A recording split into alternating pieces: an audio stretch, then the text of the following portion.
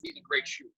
So sometimes you're going to slip your rule, and great shooters can shoot. But right now, I want to concentrate on how to attack the paint to create offensive advantages. Right? So if you're outnumbered and they shoot a three, a lot of times you feel good about it. And we shoot a lot of threes. All right, go back to work. Go. Run again in the paint. Talk on D. Talk on defense. Talk on D. Move.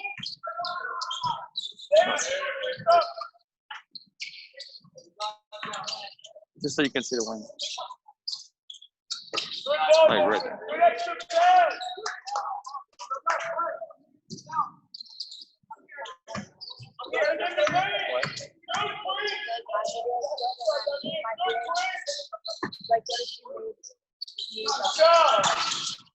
I want to make sure that I'm the host. There's one option with the computer. If you need something, just let me know.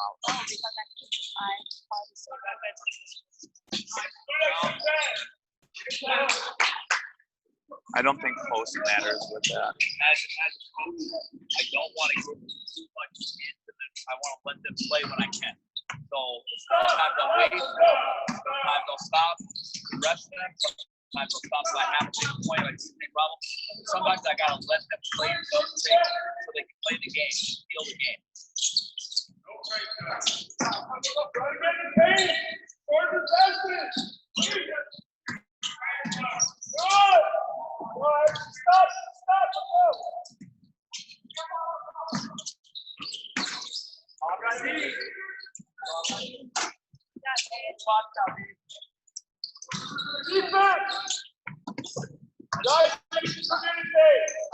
Stop.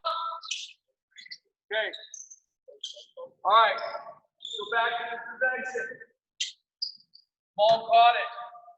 I love how he throws it. That was great. Then there was never a commit. So, if they don't commit, you don't have to settle for a shot. We can still punish defense. Okay? And a good team will punish defense. How can we punish defense right now? You can make two people guard. You can put pressure on all three of them by attacking the triple. Now, because nobody on top, he can get in the paint and be free to the ball without even making play with the ball. If he gets deep, he gets locked off, corner, mid, back. So play there, especially if it's top to empty like it was, which I like, top to empty, he can attack, not to rim. You don't always want to attack the rim. You want to attack the nail. So if you can't get to the rim or getting to the rim doesn't make sense, which at higher level of basketball in the half court, a lot of times there's a big person in it. So it's contested, bad possession. Go to the nail. Now this becomes a really good possession. Because everyone's stressed. And he can turn the corner and get here. Now but if you get here, it's great. From here, he's made all three people play him, three people on one, and now I have three extra people that are making it. So Oliver's real enough to step in, and now he said, clear three, his cut draws the defense. That's good. So how to move off the ball matters. Let me see more off-ball cuts. I want to see backdoor scores. Let's go.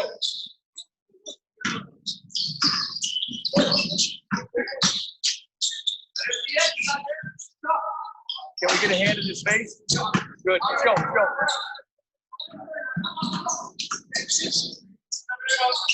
go. Move without the ball. Good. Good catch. Shoot. Four. Good shot. Catch. Shoot. Good. Four. Good. Go. Let's go. Play. So we can keep track of time. Nate, what do you think?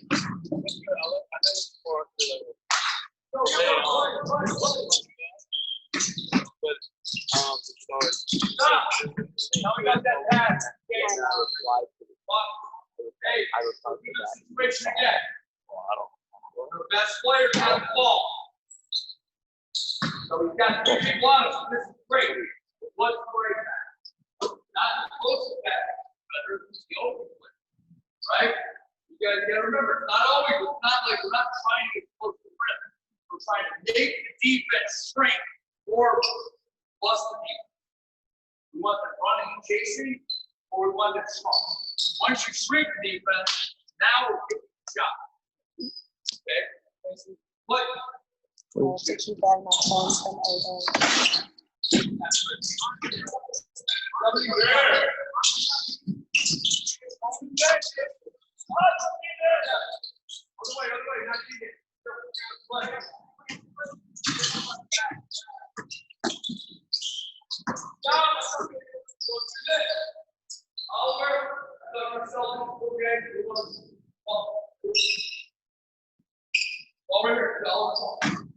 So the first dribble was self.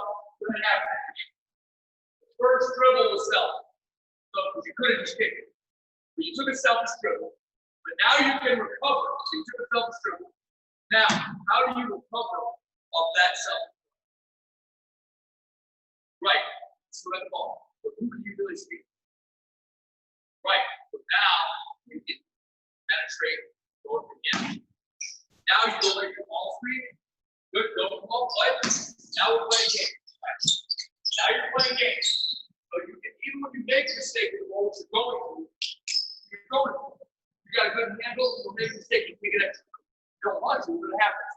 But then you can correct it by becoming cleaner, by then maybe right back, or sometimes you just gotta reset it.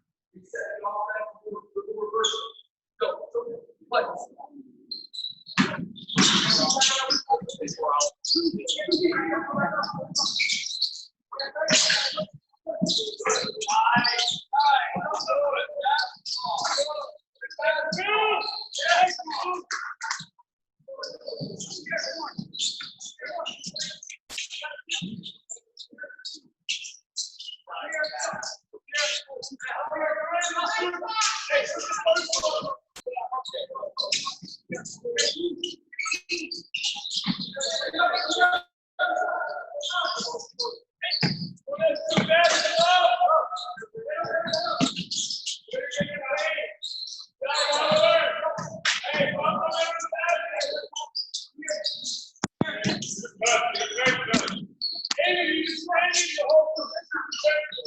Stop.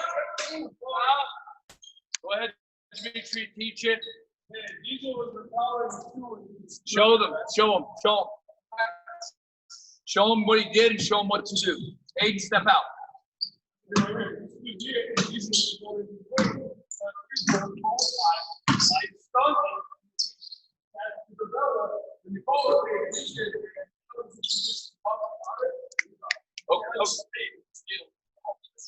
Hey, stretch, defense, ball side gap. Ball side, get to a gap, don't stand. Get to the gap on the ball side. Weak side, gotta get rim. You gotta get to gap. We're stretched on defense, we're scrambled, you gotta get gap. And then that pass here for you. And you should have said, I got ball. And then by you talking, now DJ knows who to block. Check it. We want to get that paint guard. Okay, here we go.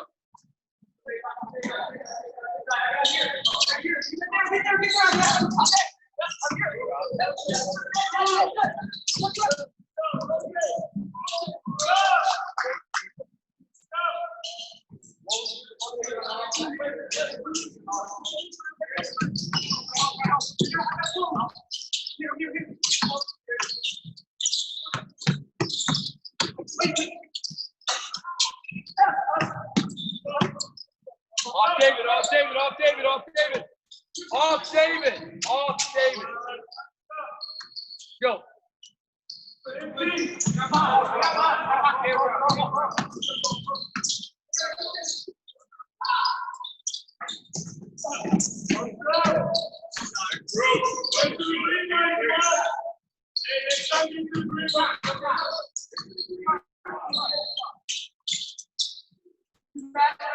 Dog on Dave.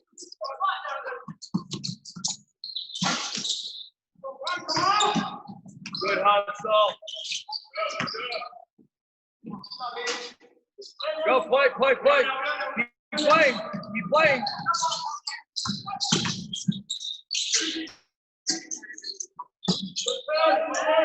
Stop.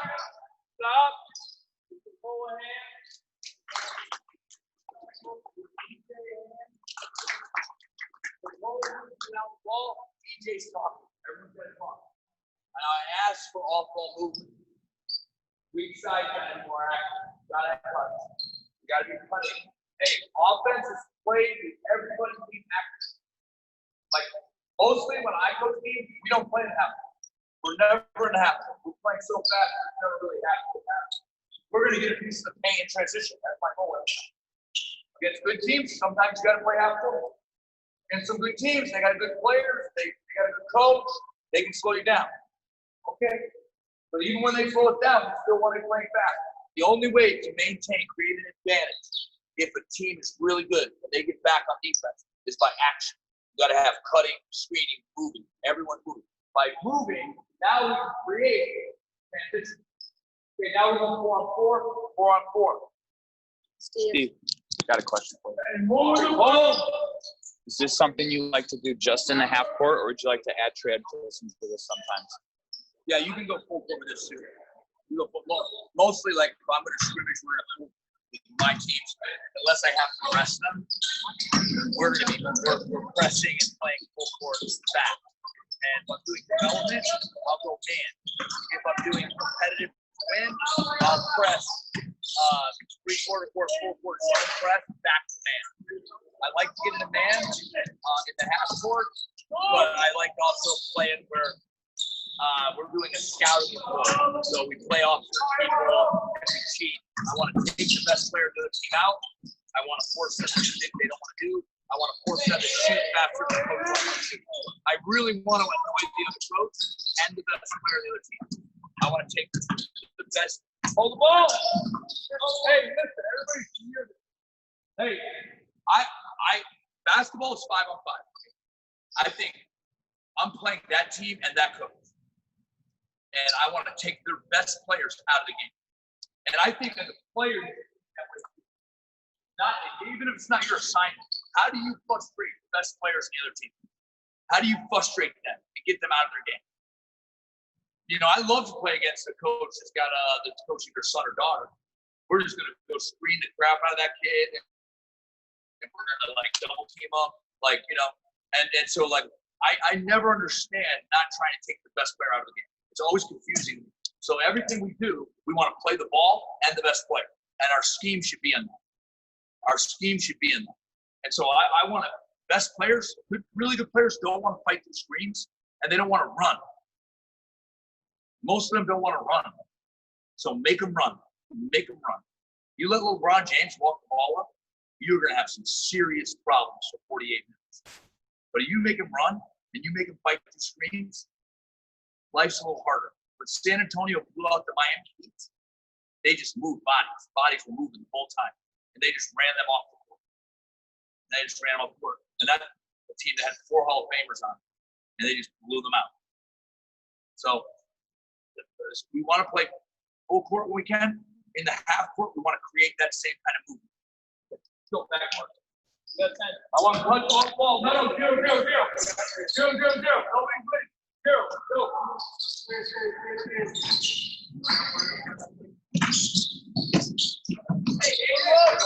Play deep.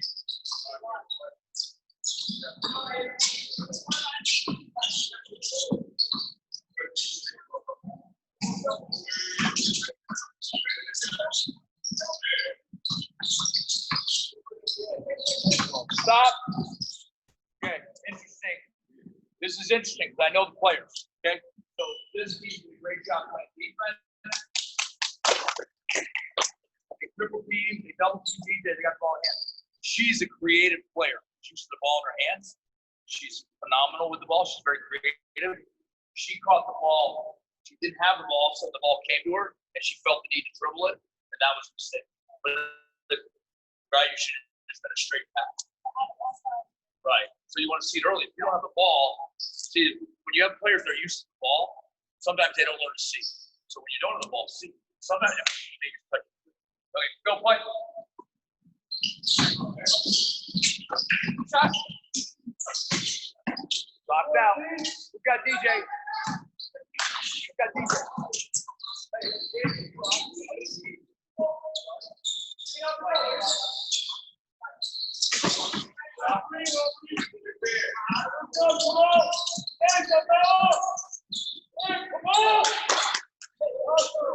Stop.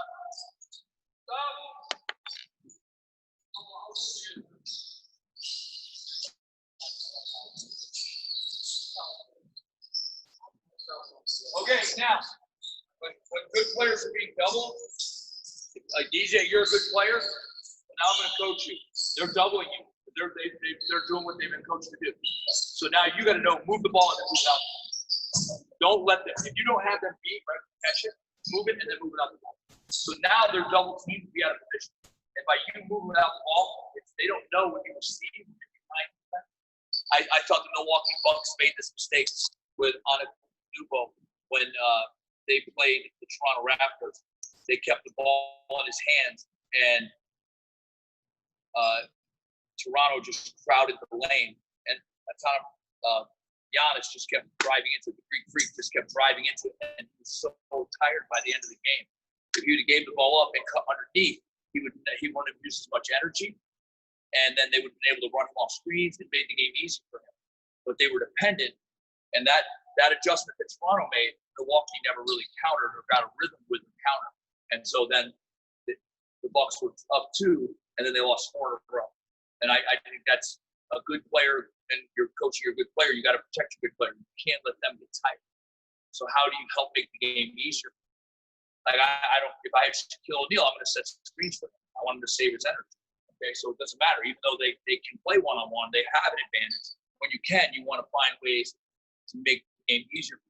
So, and then if you're a good player, you got to make the game get past other things to lose the defender.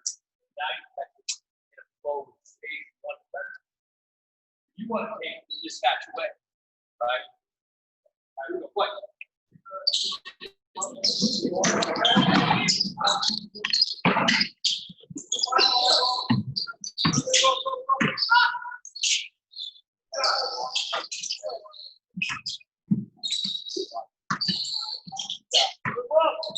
No, stop. Bounce the ball right here. Right for the rim. Bounce the ball. You don't play it. Go through. Oh, take a shot. Go to the ball. When you dribble it, let it fall. Get the rebound right in. You score. Don't need to dribble before you shoot. Turnover. Go.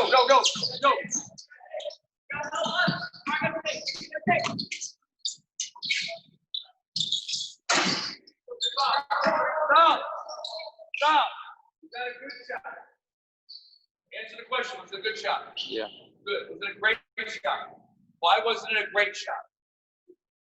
You didn't make the defense. You didn't shoot the defense. So even though we got a really good three-point shooting shot, if we can break that down first, create chaos here. Now when that shot goes up, we can rebound. You had no chance at a rebound because you didn't break the defense down. It's a good shot, not a great shot.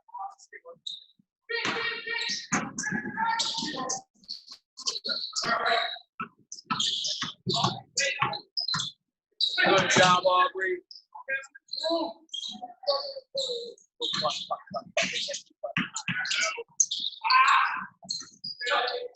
Nice move. Good move. Go.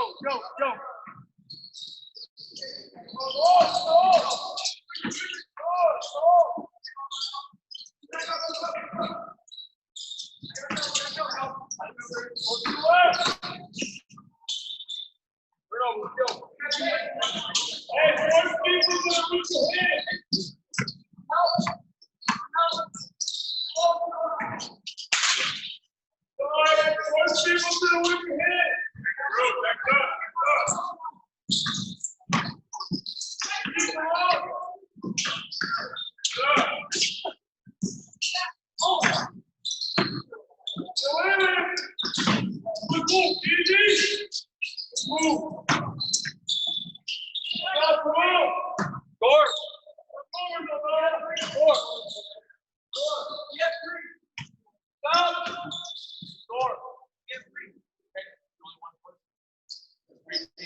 On this one. Got one. How many you guys got? Okay,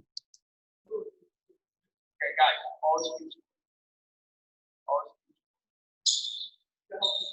Go, bud.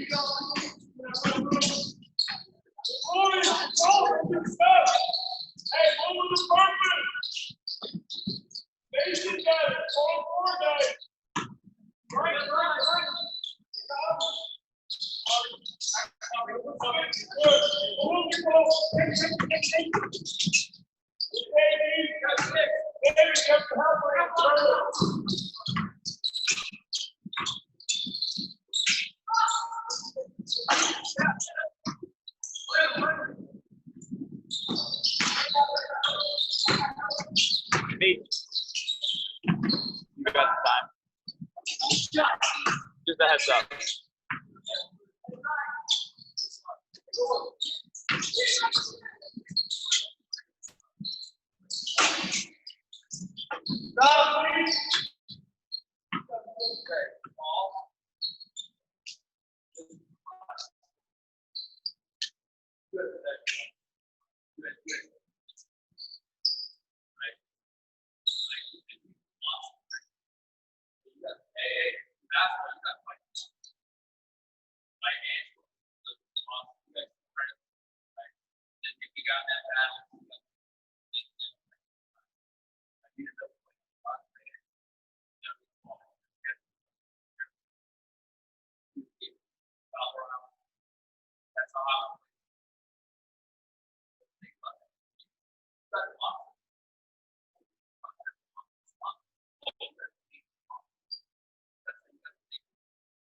If you're regular on help, then you're thinking about the worst possible. I'm helping.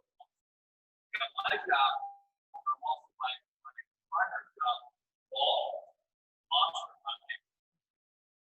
Makes sense. If you're right, I'm gonna let them let's look at that. You take step off. Now let's go.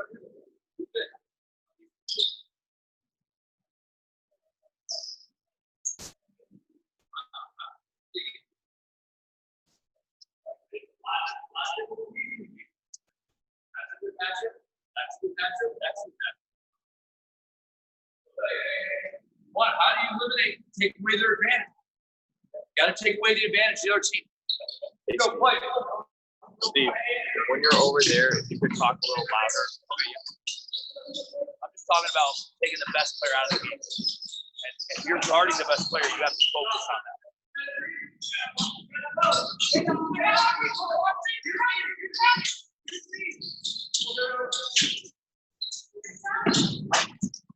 Good job, Saul.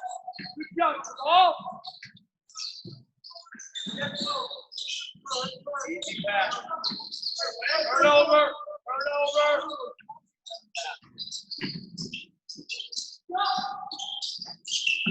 Bad shot. Stop.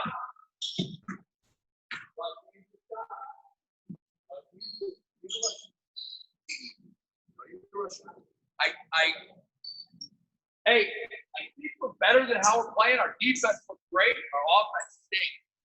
So a lot of you, I'm gonna start thinking about how to screen off ball first. Right? And every time I catch, I'm not doing it. Let's catch. If you don't have a layup or you're not taking a dribble full pass, you're not dribbling right now. I want to see fake. Catching the fake. Catching the jab fake. Catching the shot. Okay, don't catch the dribble. And then also, exchange. Get the other side. Hard cut. Go. Hard cut 8. Hard cut 8. Hard cut 8. Stop. Stop. Stop. Could you hear yourself? Yeah, I was going on. What is hard? Hard cut. on your side. Trying to make that works hard.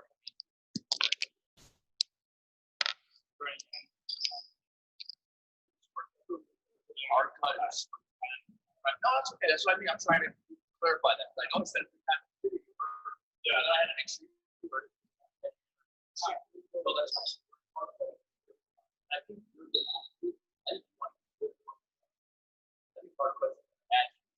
you're fast and you can play so that you play catch.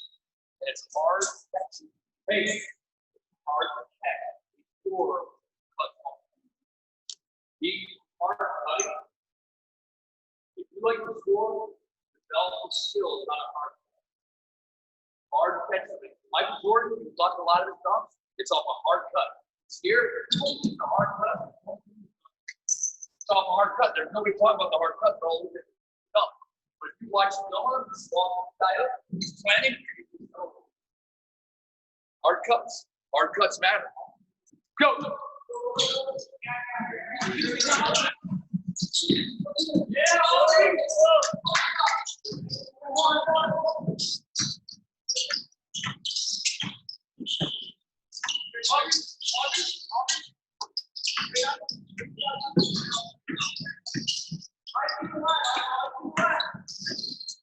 nice pass, nice screen. Oh, good pass, Aubrey. Good job, D.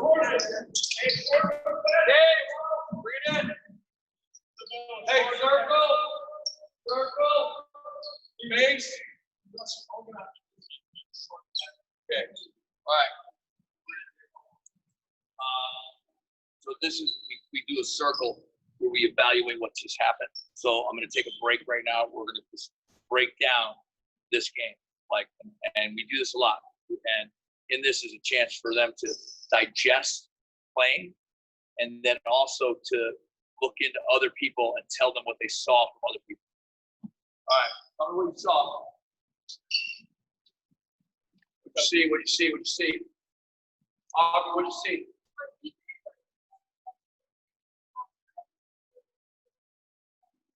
Yeah, DJ, good. Hey, speak up. Say it again, off. Projecting.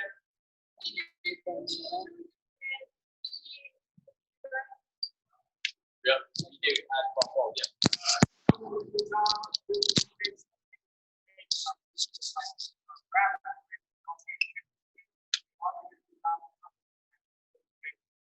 So players that can be the best player and play off the best player, they add value. And if they can read the action of the game, there's two things to read. Read the player, but also to read the movement. So she was doing both. Yeah.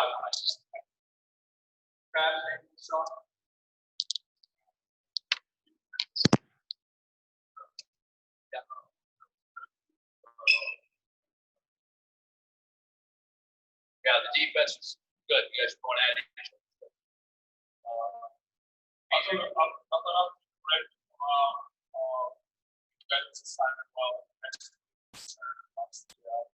He took coaching. Paul's coach. Like Paul's here. Guys, all of you got invited here. To me, I told my wife, this is the biggest thing I've ever done. I'm helping a bunch of people that were nice to me. I get to give. So you didn't get invited here by accident. like thinking inviting you back, the gift. Like, so all of you have shown me that you've got an aptitude for the game, you've got a passion for the game. You are kind of people relatively beat. So the ball gets coached. Right? And look, none of them, if you're not coachable, we might let you hang around. We just won't let you on the court.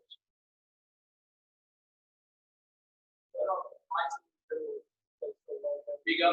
My team is doing really well with the ball. They're really encouraging you. I'm all doing a great job of going to the game, how you do it,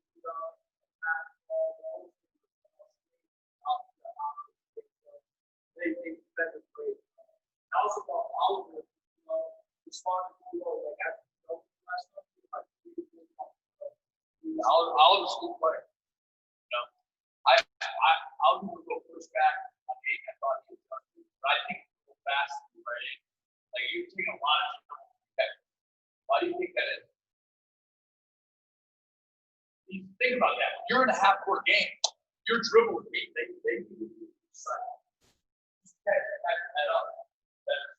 For any DJ on whoever catches in the half-court, you got to fight. Right? I think it'll be very hard for James Harden to win a championship because he slows the game down and dribbles the ball, and the defense can set up. And it's too predictable. And until he changes his game, plays more without the ball and off the ball, it'll be hard for me to do. All right, that's good. Let's go. Yeah, David. Yeah, Quinn does a real good job of that.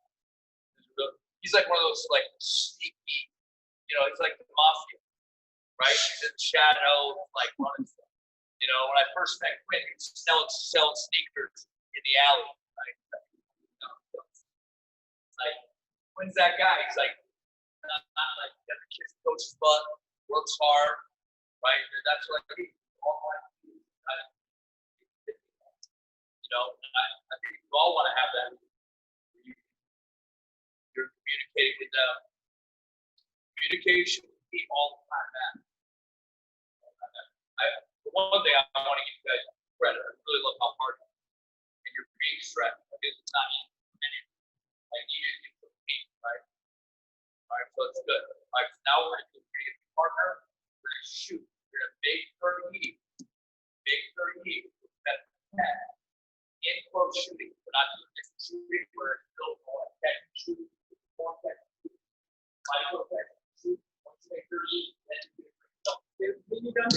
Okay, so now I'm going to go to micro shooting. Micro shooting again. Still on shooting game shot, shooting it tight. We're going to make 30 off the catch. Hey, feet in hand. Feet in the air. Feet in the air. Quick hands, quick feet. You want to work on quick hands, quick feet. Hip snap. Any questions?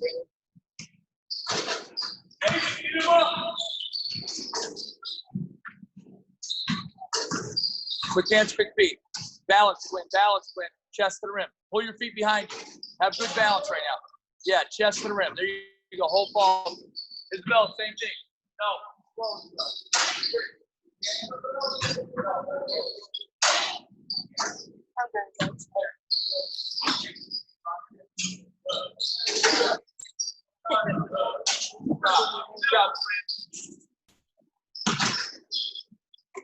We have a question. We have a question. I don't know if it's what is it? I don't know yet.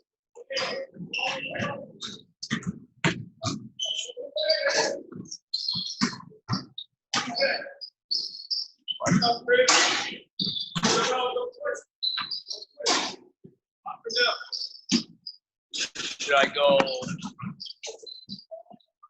contact dribbling?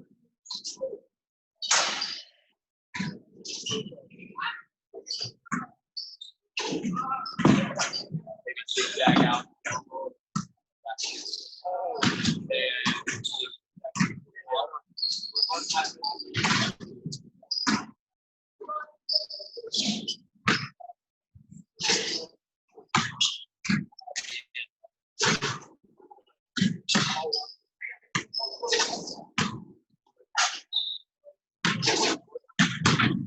9 right now.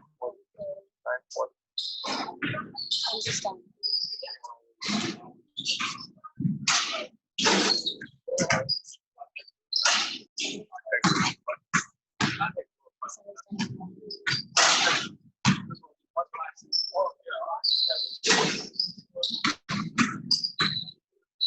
All right, so here's what we're gonna do. I'm gonna go to contact drill, contact dribbling. So it's an offense, defense, and a strength. So we're gonna do that, and then we're gonna go to the scrimmage. Got it? Do they hear me? We'll fall through 3 feet. Fall down. Bang your hip. Get down. With hands and feet. Stop. Hey, after you shoot, I want everybody to step forward. So from the wall, and shoot, step forward. And shoot, step forward. I want balance. I want your chest and head on the rim. Chest and head on the rim. Go.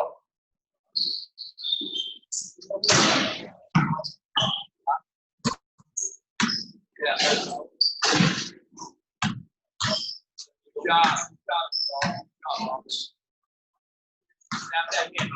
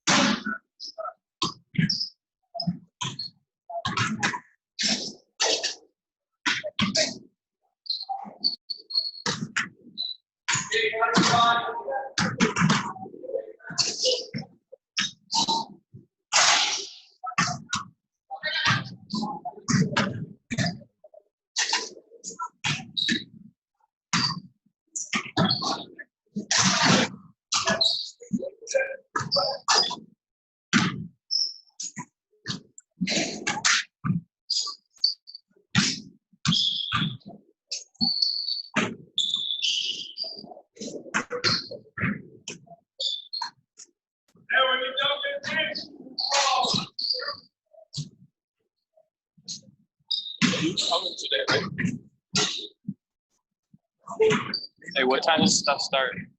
So, 1 o'clock. It looks like I'm not going back. So I thought it'd be Okay, it's at Regina. What? The next thing at 1. We play from, like, the college girls are playing at 11 to 12:30. Okay, you did tell me. And I'll You want me go. to bring the foot? I can just go get some because Oh, I'll probably after the game? yeah. And I'll just come back in. After.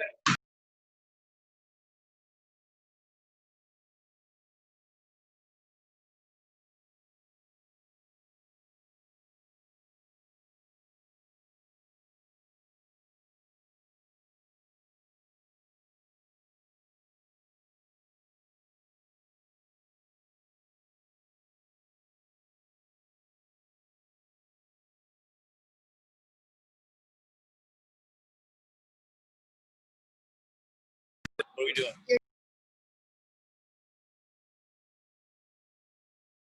Cutting the ball off, handle the ball with power in the lane. We're gonna do that one time. Then we're gonna add contact, and then we're gonna add contact defense where the defenders can push the offensive player, and the offensive player's got to do contact to score. All right, good break. 2 minutes. Baseline. Good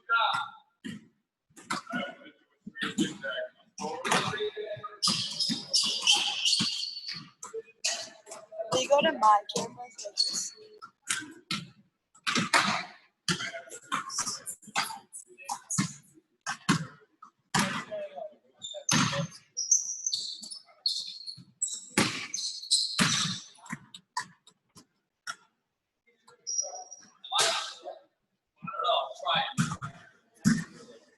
Give it my best.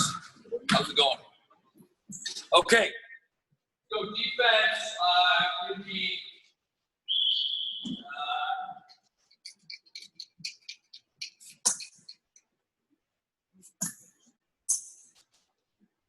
Who plays left feet? I'll ball. Not DJ, not DJ. All right, Kamal. Kamal's on deep. We Aubrey with the ball. Okay, we're gonna do 3 alleys. Okay? Kamal, I want you to turn her. Then come on, green line to blue line. Yeah, green to blue. Okay? Ready? Go. Play. All the way down the court. Turn her. Turn her. Don't let her direct you. Don't let her direct you. Turn her. Turn her. Good. Good. Good job. Good job. Okay. Fine.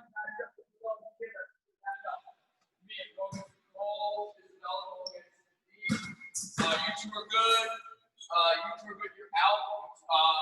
Aiden, go against David. Jake, go against Oscar.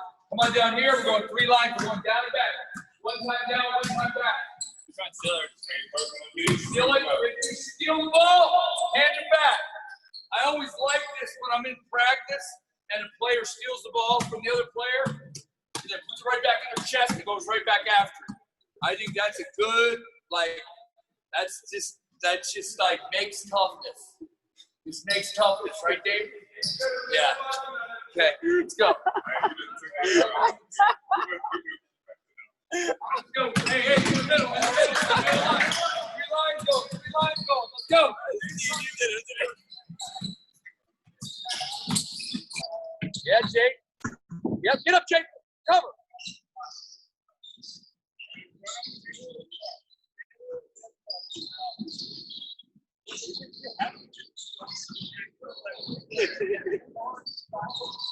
It means.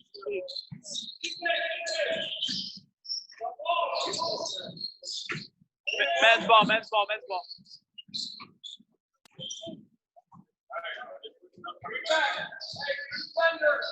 Defense to offense, let's go.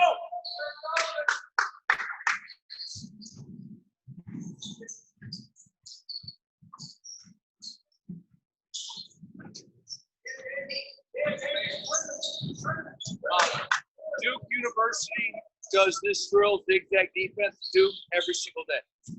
Every single day. Man-to-man, slide, you work on ball handling, defense, all in the same drill.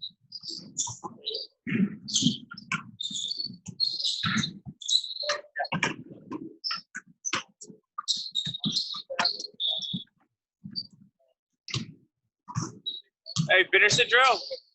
Okay, hey, Dimitri's gonna teach a couple things. Hey, fun, let's go. Speech. Hey, big twin, DJ demonstrate. DJ Twin, come down. All right, let's say 2 things, right? The one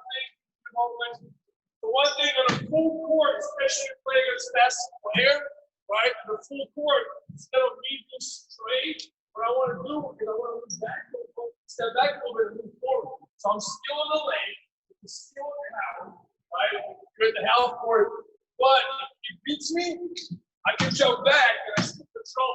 But if I'm like this and he's beating me, I have to either recover or he's just going to beat me and put him on his hip, right? So it's getting, especially for a faster player, you're late. So now he beats me, yeah, I'm jumping down the back. So even DJ faster than me, I'm using my leg. Yes. The other thing too is go lunge. So he's beating me, right? So lunge. I want to cut him off. A lot of you either cross your feet or kind of hop.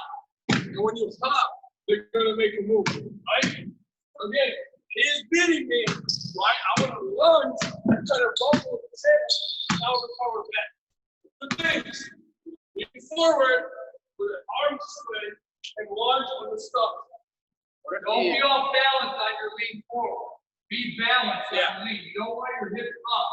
Your hips got to be down. So you can still move. If your hips are straight, it's hook. Your legs are straight, it's hook. All right, let's go one more time through and let's work on those techniques. Go. I just like wearing them. You.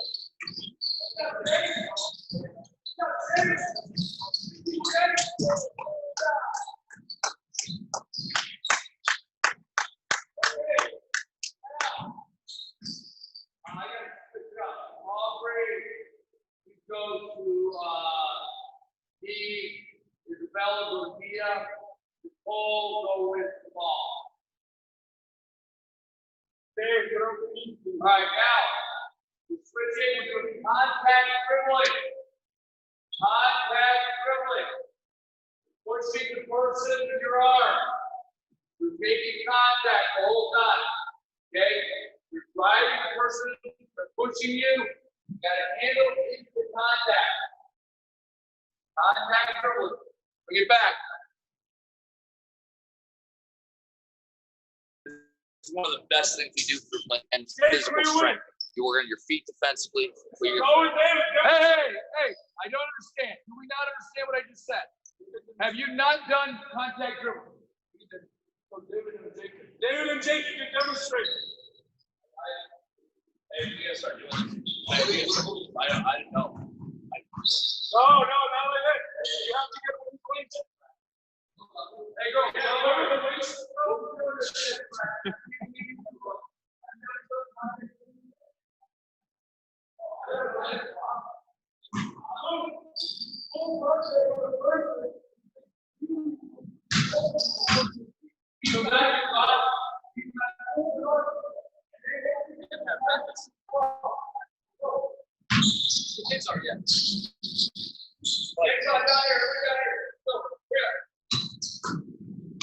Hey, Steve, can you demonstrate down here with the camera?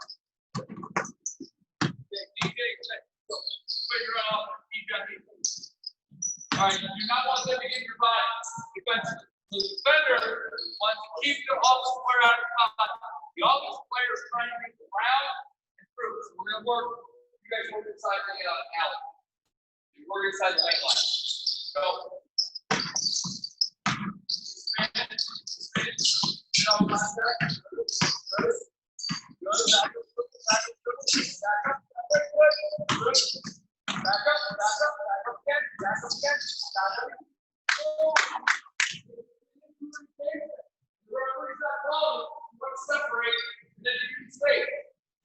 offensively, you want separation. Go.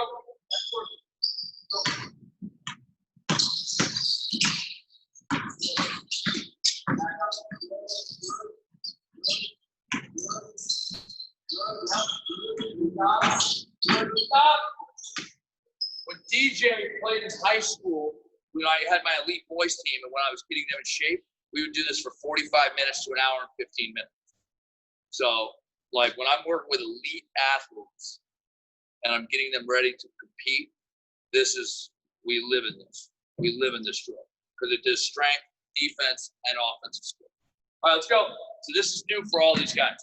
They've never done this drill before, so they're just all learning how to do it. Do not let them get in your body or you'll get your face cracked. Keep them away from you. Defensively, keep away from you, or you will get your face cracked. Go.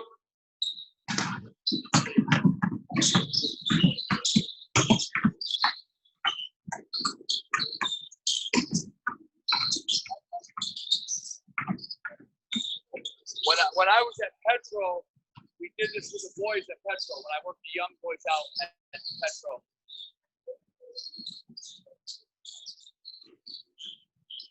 David, push the lower. Don't be contact.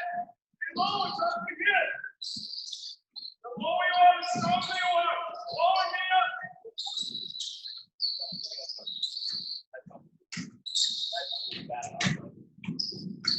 It's interesting. DJ and I are talking, and this is a gap. Like we haven't been teaching this, and this is a vital thing if you're going to have high-level athletes. where you're doing strength, skill, and conditioning all at one time. So you're working on parallel. Bring it back. Let's go.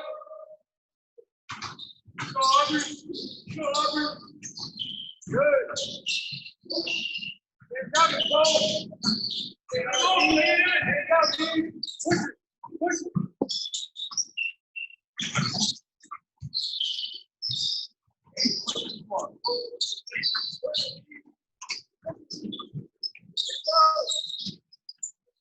Jump back, Aiden. Jump back. Cut him off. Cut him off. Get the lunge step. Stop. Okay. So in this drill, your defense is focused on having good feet, but you get to cheat with your hands. On offense, you're working on having your head up, attacking, creating contact, not letting the defender push you, but pushing into the defender. Okay. So now, same person, you're going to start. DJ going to start here. DJ on offense, good on defense. Which pass is better? Yeah, this one. All right, this one right here. This one better. All right, you're gonna start on the baseline. DJ's got the ball. You're gonna zigzag out, pass the elbow, then you're gonna turn. Para falar. Work out. No. Pressure. Pushing the whole time. Zigzag out.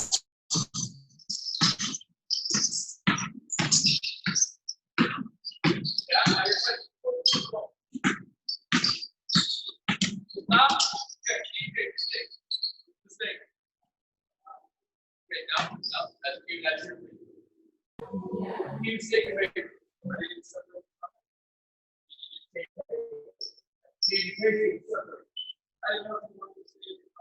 Oh, I want you. Playing basketball. Oh, it's fun. Yeah. So now. Well, stop. Good thing we need to get good for everyone. Okay, so the player says to me, DJ, who's a very intelligent player and studies the game, loves the game, and he says to me, well, I didn't understand the drill. And what all good players should know, play the game. Play the game. So if you're confused and if you have a player that like they're smart and they're always trying to pick apart what you're doing as the coach, then you say, no. Or you play the game. What makes sense? So for DJ, who's a really good student of the game, play the game.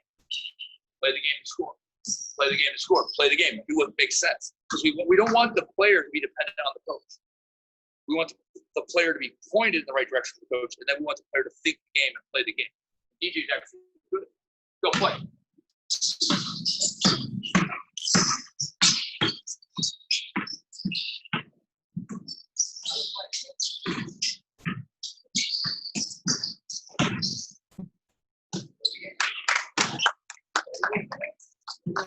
Okay.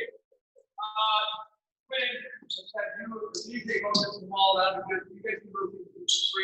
Let's go to 3. Mia and his belt together. You guys go to 3. DJ the ball from here. You clear down there. Off here. David Oscar there. Jake and no. Yeah. David Jake. Go. You win it Oscar out there.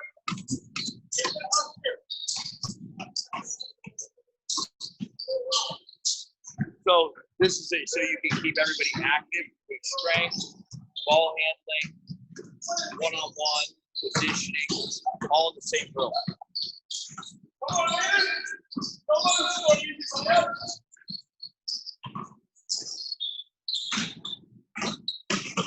That's it, Aiden. That's the way to get into it.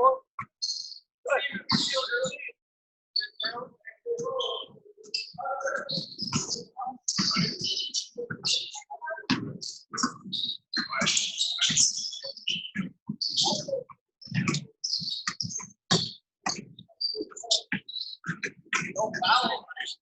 You gotta take a bad shot. Don't let him off the hook. He's taking a bad shot. All right, where are we time-wise? 10 o'clock.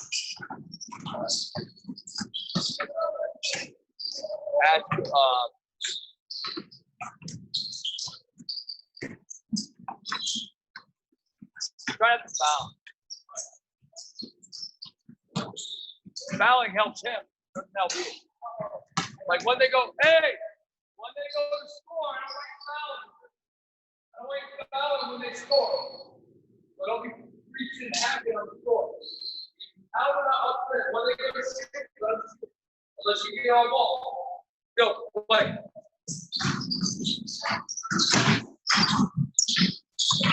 What were you gonna say?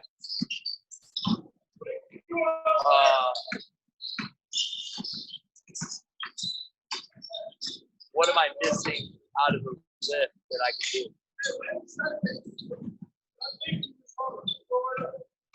Shot Isabella.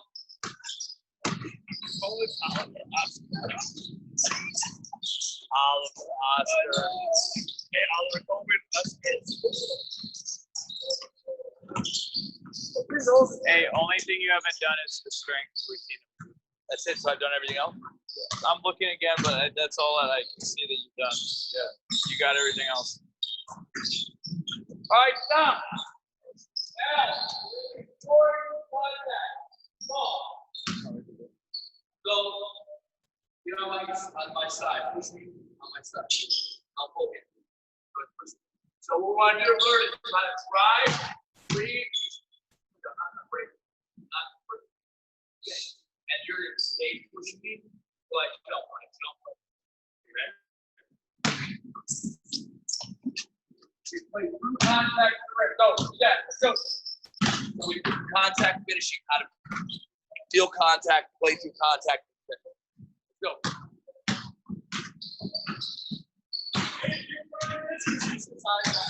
Good job, Oliver.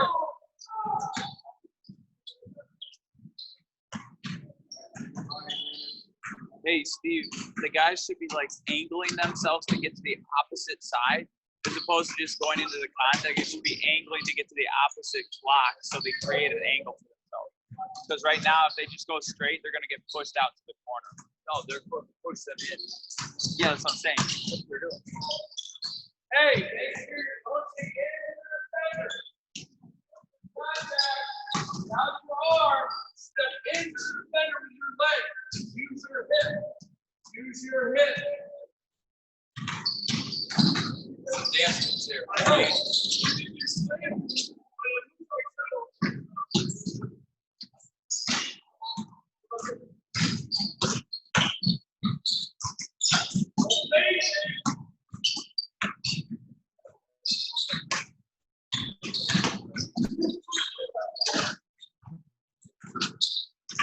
Okay, now, get off contact. Hey, defender, not let them go when they first dribble. Let them all jam them. Be very physical. Be very physical. Watch Aiden and Jake. Mom, spin. Jake, off balance. Stay low. Go, let's go. We're doing it. Get the contact and spin. Stop, Oliver.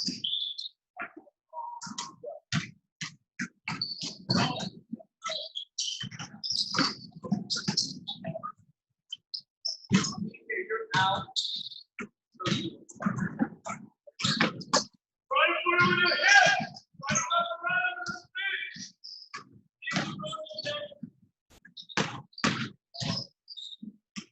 Hey, up, hey. Hey,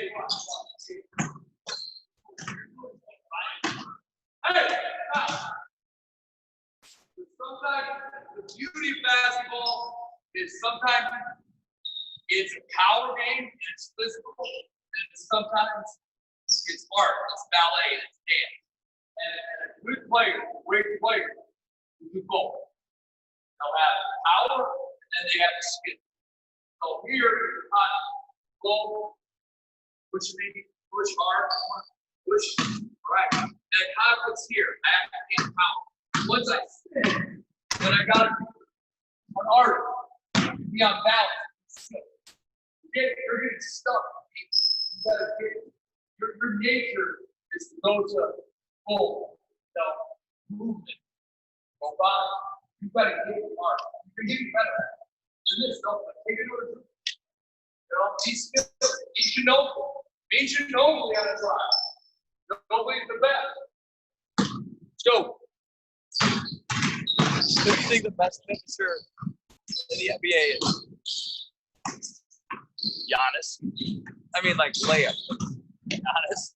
No, he dunks the ball.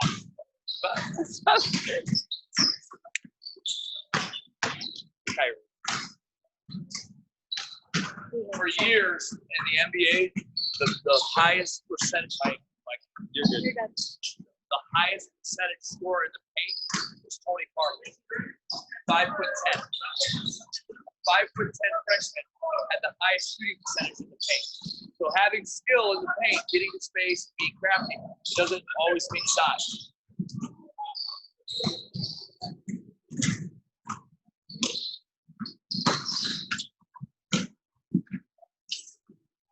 Okay, stop. Good job, you guys. Good job. Hey, 30 off some kind of deceleration. So dribble stop, shoot, dribble stop, another dribble, hard dribble, another stop, dribble. So hard dribble, stop dribble, hard dribble shot. Hard, stop, hard, pull. So dribble, a bump. So it's hard dribble, stop, side dribble, shot. We're doing it. Big 30, and get a drink. Don't play. And I should put it like the strength. Do you want to do like maybe one strip of each just so they know what it is? Yeah, strength. Because I think DJ has people coming in at 11.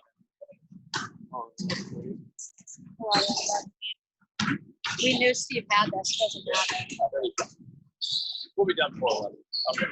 Time's right now. 10:05. There's only like 5 strength things you have. Yeah, we do good. You want to do like push up or like core work in between? Balance forward. Hold balance.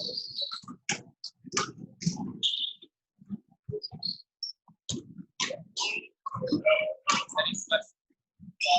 So far, so good. Ask Coach Southwell if there's anything I can do. I have a thought for you. Huh? I have a thought for you. Like you could emphasize like the different conversations you have and like you said a lot to a group. And then like I was gonna tell you like you pulled Aiden aside right there about like this huddle and had like a personal conversation. Should I have it in front of the camera? Yeah. So, They were able to see it? yeah. But I was gonna say like and then you brought the thing about bringing to the group, so like what you bring to a group and what you bring to private. Yeah. Yeah, all that's horrible. Yeah, they get like a drill. You could also just have them do like sideline or something, like string, like as long as it's the concept. Well, no, I didn't like. Well, I'll play now, and then I'll do strength. I'll demonstrate strength, even while you guys are doing it. Yeah. Yeah, well, they're warming up down there. Yeah. Or like hydrate when you get 30. Hydrate. Yes. So they're playing twice today. So they definitely won't have But see, they wouldn't want to do it. Well, neither if it was the Nicole only thing they were playing into all with day. us, that's what I'm saying. No, but they wouldn't want to do it. Oh, I wouldn't mind if this was my last day ever playing basketball. Well, you have 12, so 2 people that are out with the 7th, so then. Yeah, we did. One time I was like, I jumped from the field one time. It was like in Indiana. We went to Indiana, and I did like.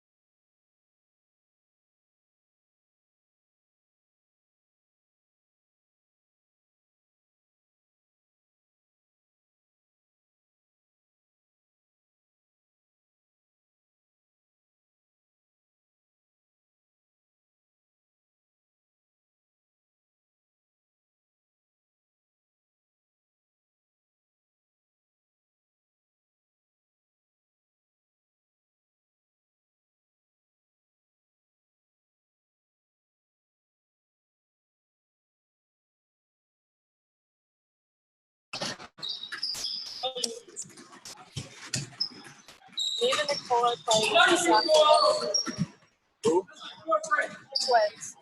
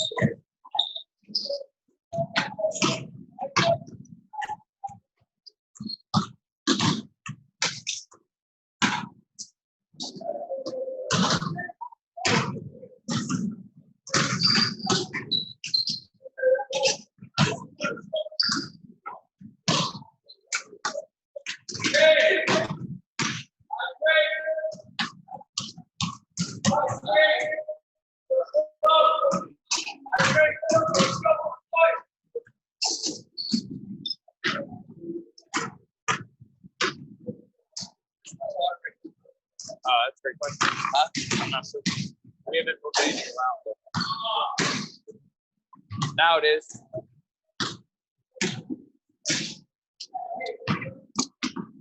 Okay, high grade, circle up. Let's go. Hurry up. 6, 10, 9, 8, 7, 6, 5, 4, 3, 2, 1. Okay. Now, right. All right. Now, I'm going to show how many shots each player's made. How many you made? You know, 473. Counting it. 307. 242. Pick that up. 50. 261. No idea. She's an artist, and her mind doesn't work that way, and so she definitely didn't count. That's 68. 195. 187. 226 jump shots. Okay, so in practice, we're making a ton of shots, and that's by design. So the question earlier was, why do you shoot in so many shots in close? So we can get up a lot of reps. So if you're able to every practice have your kids making a couple hundred shots every practice, and it's blended into your practice, everybody becomes a better shooter. And I know this for a fact. I coached a junior college team. They couldn't shoot, and we were one of the best shooting teams in the conference. We won the conference championship by the end of the year. We practiced shooting every single day. And okay, so now we're gonna play. We're gonna play over. DJ, you're back.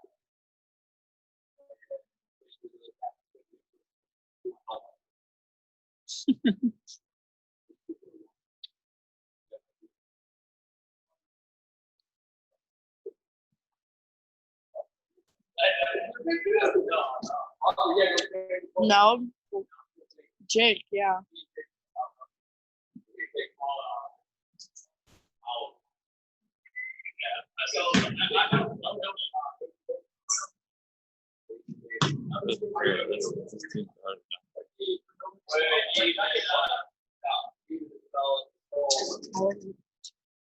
Yeah, Quinn, you should have asked that.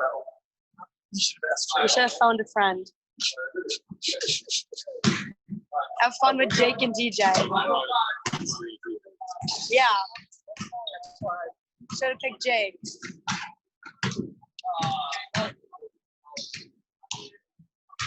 Go. Okay, now we can play. We play to a number, and we just play. It's fast. Elamendi. Elementary. It's that style of play that the tournament, Elementary. I don't even know what that is. What's Elementary? It's where you set a goal.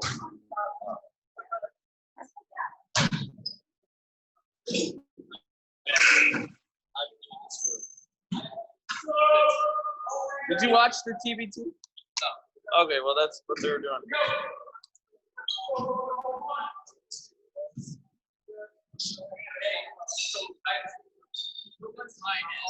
How much time was the kids would make 200 something shots to 400 shots. Put that in so that there's a note to them. Yeah. Make a note. Let's go. I don't even know what this is about. Hey, Em.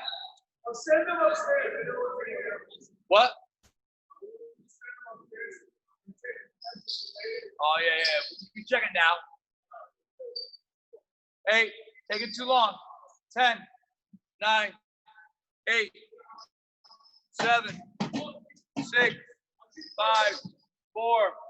Going down. Let's go. Play.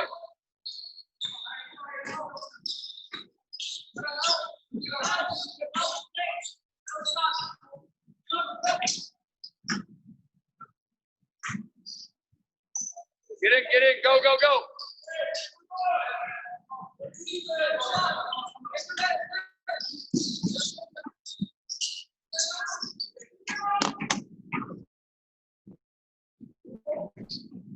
Travel, going down, go. Foul, play.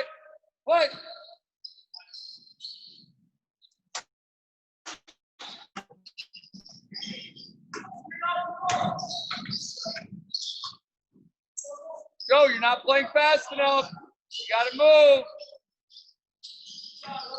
I'm subbing if you don't move.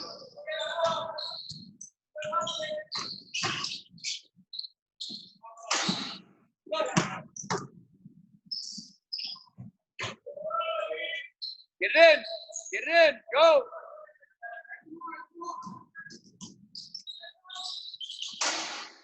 Good shot, let's go, get it in, go. Go.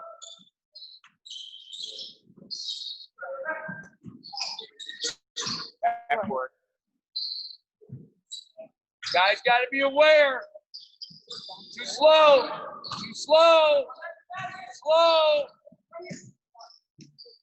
Good. Go. Play faster. More talking. I can't hear anybody. Go.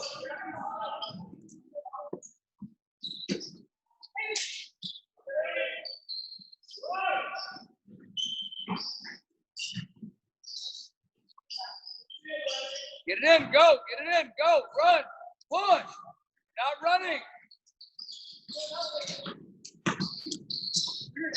Nice pass. Ball, have that ball. Get in, go. Go, run.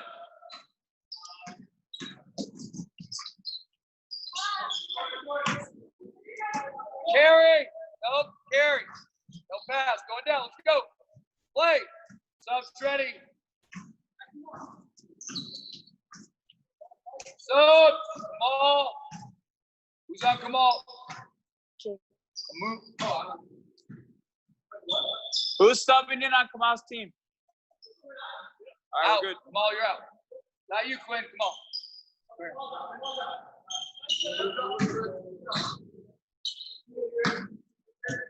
Oh, he's still in. Jake, you're still in. No, he's Mia guarding. in. Oh, Mia's. He's guarding. Figure it out. Stop, everybody. 10 push-ups. Bullshit. Hey, let me tell you right now. You better start these crap organized. Go straight to the ditch. You're getting hurt. These should be asking one question. Who kept on hurting? Let's get it organized. Hey, you want to leave, please.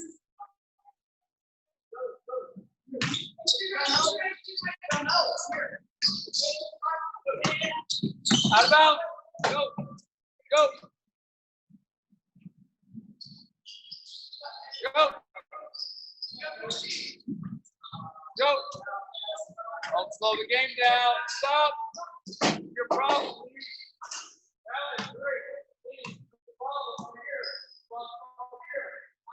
Left. Play left. Slow the game down. I want the game back. Go. Play. That was a deep shot. You just put it out. All the curries are good. Come on. Play. No debate. Run. Need a sub. Get out.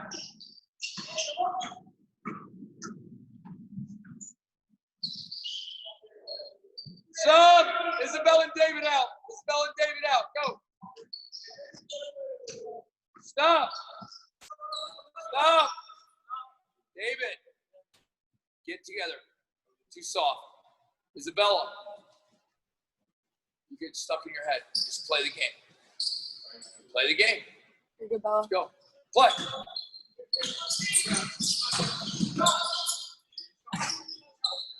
Go. Get in and go.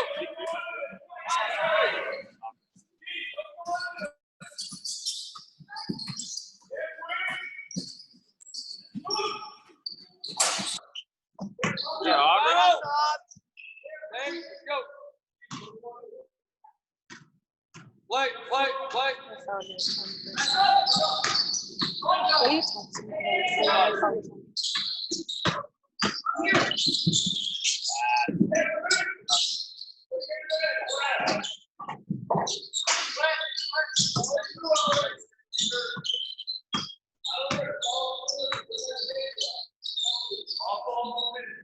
Playing so fast.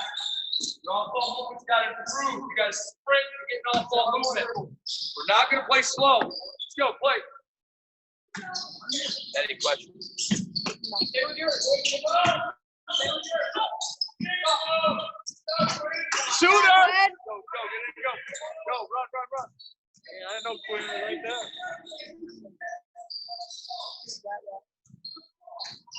It's my hair level. Yeah, I hate that possession. I hate the whole possession. I hated the whole possession. I'll move. Play! Oh, slow. Play! Move! The pass, dudes. Foul! Shoot free throws. Shoot them. Shoot them, Mia. Shoot the free throw. Sub. No, David's not on that team. Isabella for Quinn. When Quinn just out. So you got hurt, I think. He got hurt. Yeah, I don't know. I don't even know where he went. Travis, check out Quinn. Please. Where'd he go?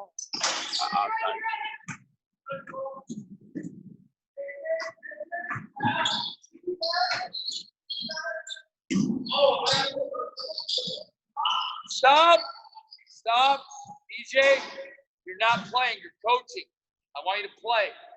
Okay? Hey, guys, people on DJ's team. Hey, who's on DJ's team? Please raise your hand. You stink. Make him play faster. Make him play with the ball. Help him create tempo. And you stop coaching. Just play the game. You're a player right now. Play. Stop. Question? There, just go play.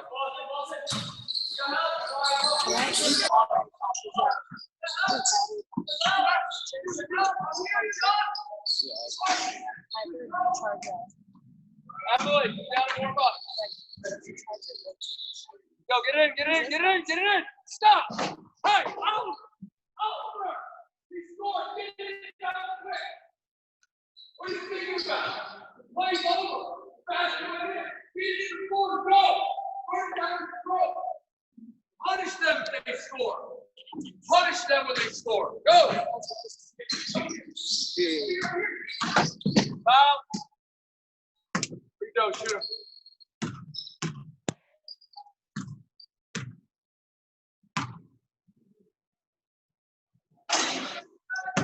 Focus, Oliver. Focus.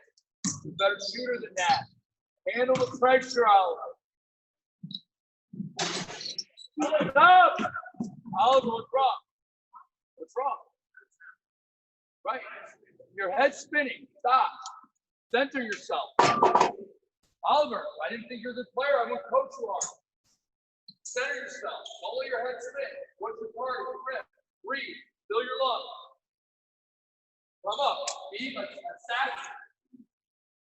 Hey, in basketball, a lot of people are going to die on the play.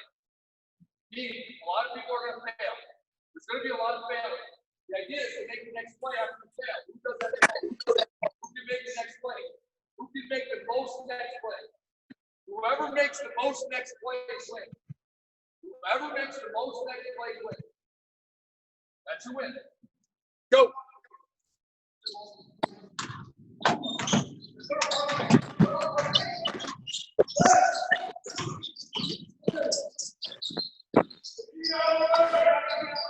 It's gonna be tough, Ace.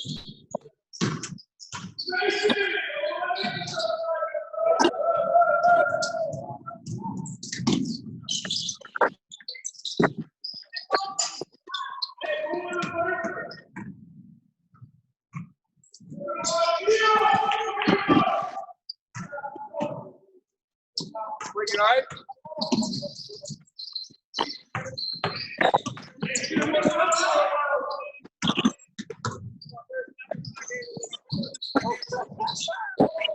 Get in, go. Slow.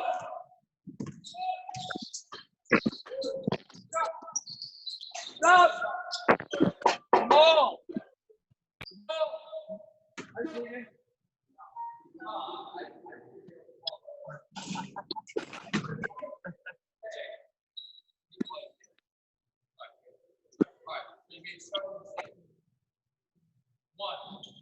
First, pick up the feet. Now,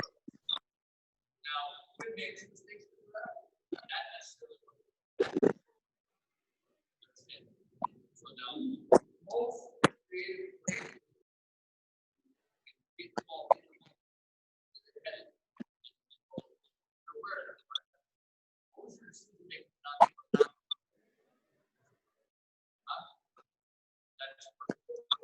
You got to pay attention to transition. There's some player, but let's say the player wasn't operating already.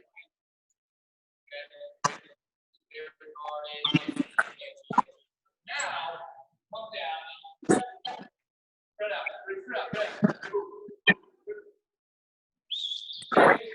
If you're sensitive to be corrected quickly, get out of the game.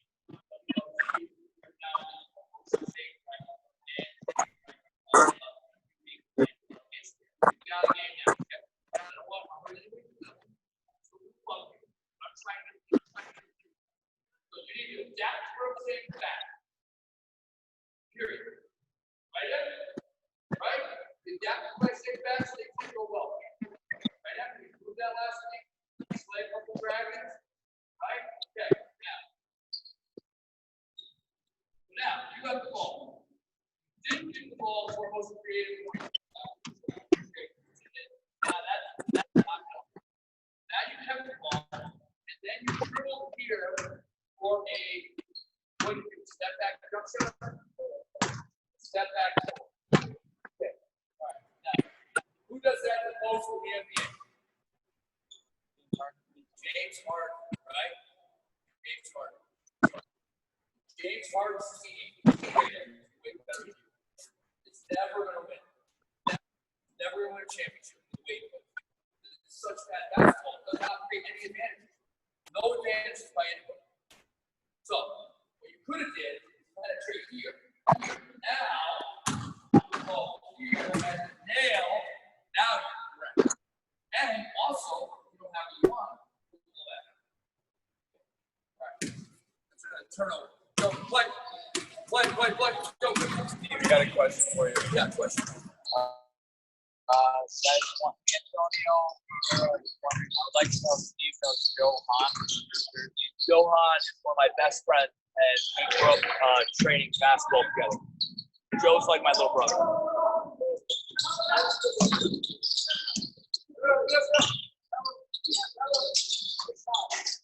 Go, go, go. Nice pass. That's the best. Good D. Get in and go. Get in and go. Watch out, Steve. Hey, set. Stop. Okay, now I like to play here.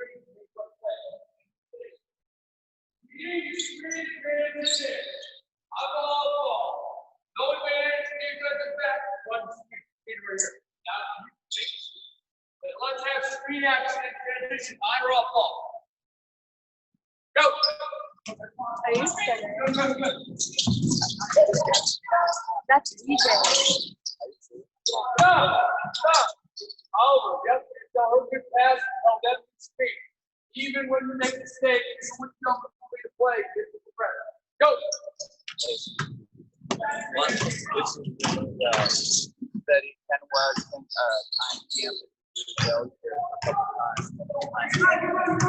Yeah, I was there. I worked at camp. I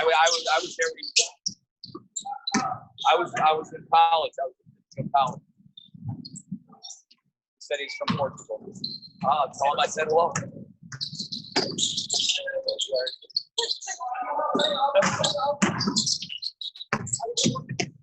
He said hi too. And Webb was one of my first coaches that I Good job. Go, get it, go.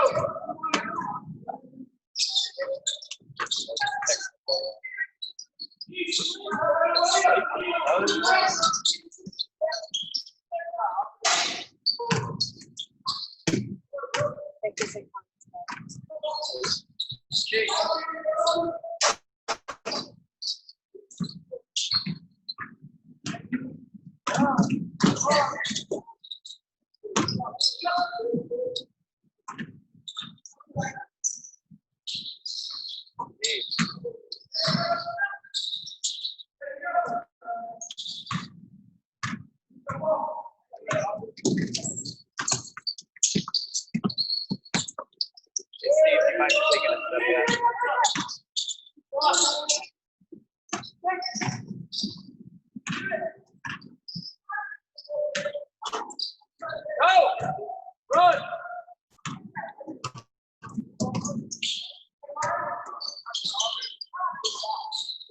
She's on fire. Oh, she's great. Is that like her fifth? Stop. Need to stop.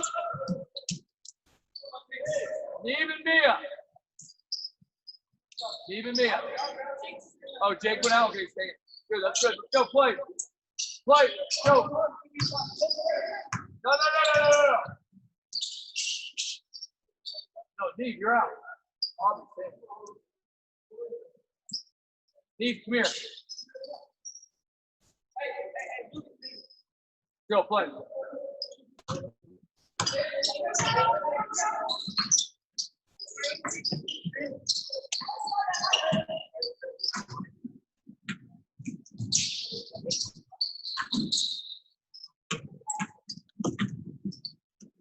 Up, all day. Okay, Quinn.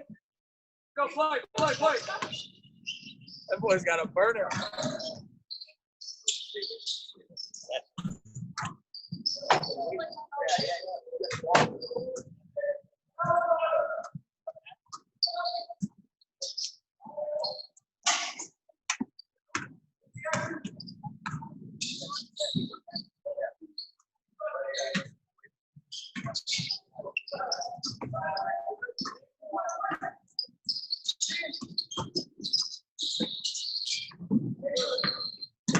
Stop. EJ's a great defender. Watch his back. Ball down.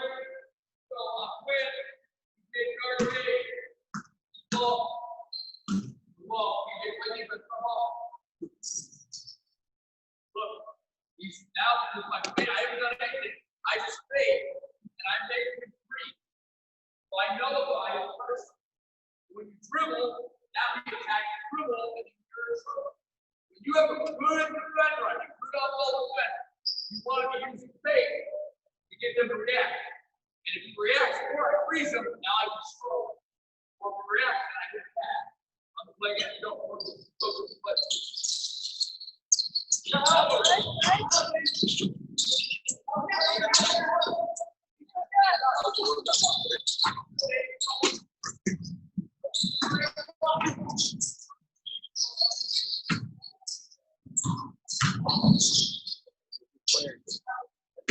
Yeah, Mia. Good pass, David. Screen somebody, Isabella. Screen somebody.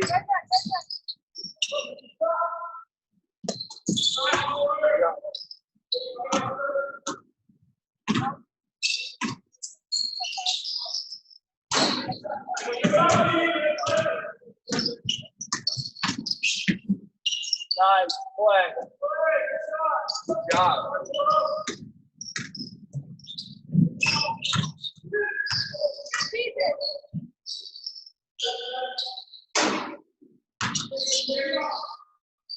Shot Mia. Sub, DJ. Sub. Who else needs one? Isabella, go. Down.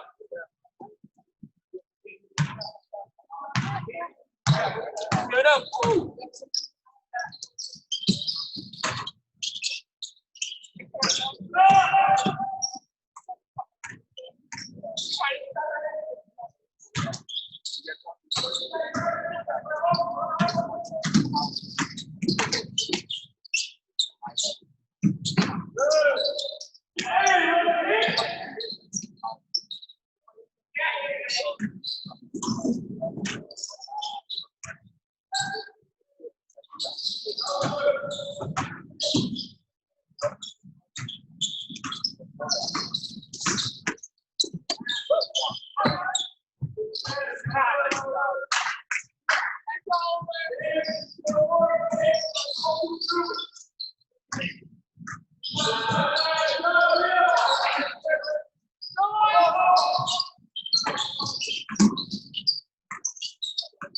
Screen action.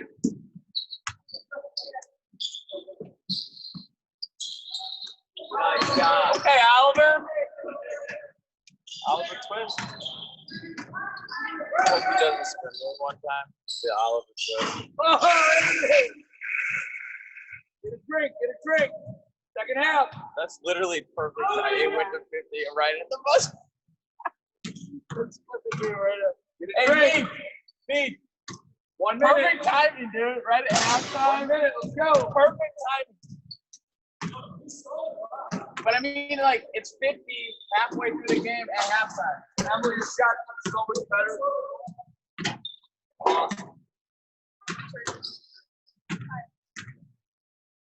Is it? I've been videoing for like 2 hours a day, 20%.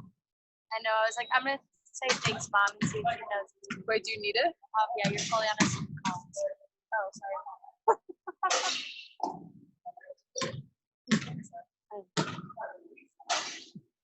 I gotta get it back right. Is this what? Because I have a fully heard. My charger's too long to bring it to bed. I mean, I can just put it on when we're playing. Like, you're gonna go. Are you guys still playing one? I see text coming. The two girls. Dude, you can chase you, bro. I didn't know you were wet like that. They've like done the whole training. Bro, you're pulling somebody what? Steve put them through like basically every single full I've package. never played shower, bro. Every single drill. Yeah, he wet, bro. He like And wet. Twin threw up.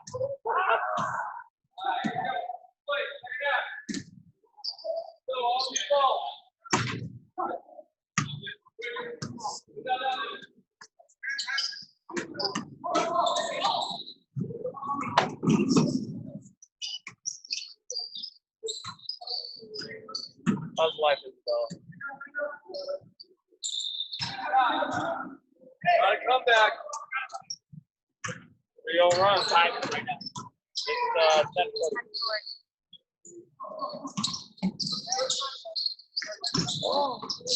My assistant coach. God Okay, dang. stop. Sit. Get a basketball, get on the baseline. We're gonna do strength. Let's go. Game over. Now we're gonna demonstrate our strength work that we do. So then I'll open up a question. I think it takes space. Basketball. Baseline. Quinn, yeah. Yeah. Outside. Why? They've like, I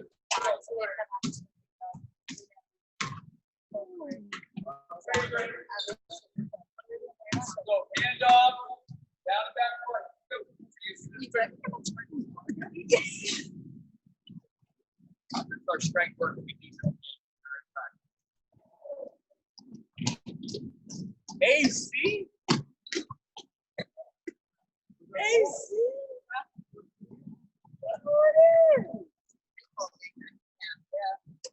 Anderson's at a baseball. Yeah. How's he doing? I heard he's like a good pitcher too. Oh my god. It's the arm. It's the Rigoni arm.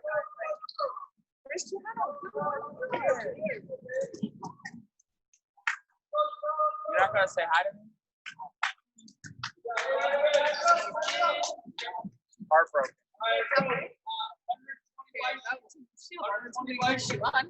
Hey, make sure they keep it. Bicycle, yeah. Hey, you can cheer your teammates on while you're doing this. Word. So in the strength work, we're getting hips, legs, balance, agility, and we do core.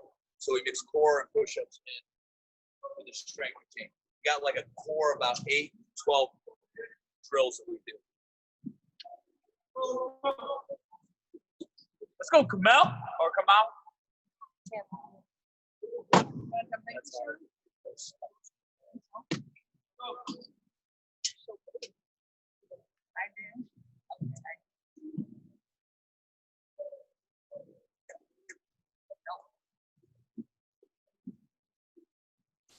So guys, let's do it. Stand up. Go. Go forward.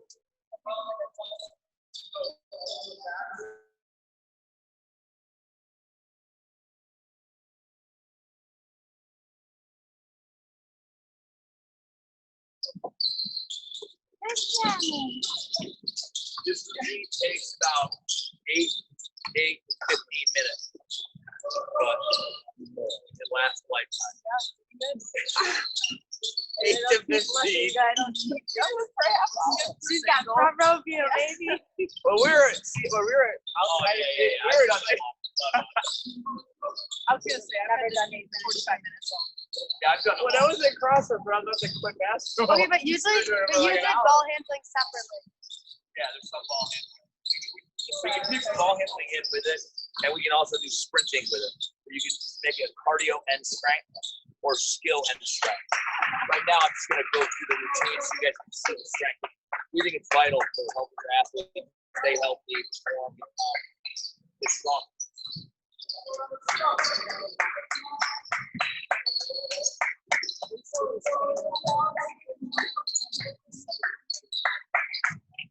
Okay, sideways, down and back one. Sideways, down and back one. We usually do everything twice. I'm going to cut it short so I can wrap this up with you guys, and then we can do a question and answer. Dude, where are you been my whole life? Well, you've only been in my life. Hey, we moved this outside. So that we outside. Like, No. doing it. We're both on the Wi-Fi. Okay. All right. So, go 10 push-ups. 10. No, 30. I'm sorry. 30 push-ups. 30. 30 push-ups. In there. Whole push-up. Whole push-up. All the way down. Stop. Breathe. 30 push-ups. They're not Yeah, even all in the way this down. picture. Break. It's one. You're not in there. Good job. Where? I Great don't job. see you. Like you?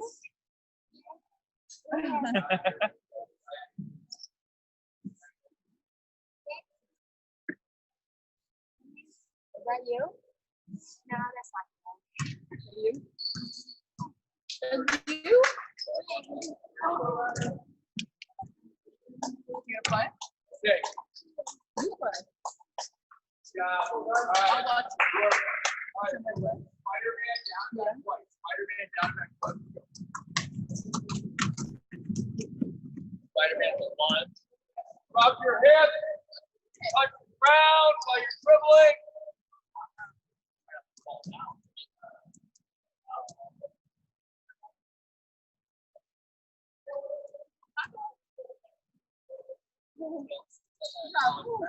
Steve, would you have time for training after this? Is Emily?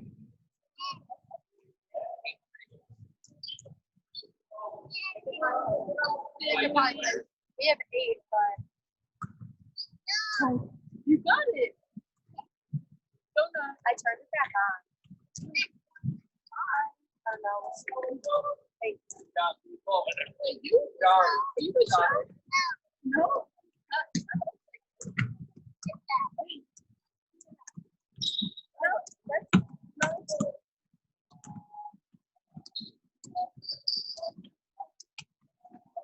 Steve? Robert's what's it? Yeah.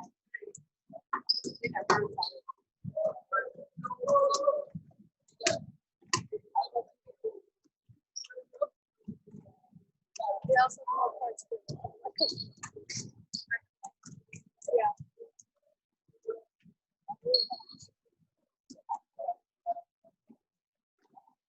I mean, we have time to do this today.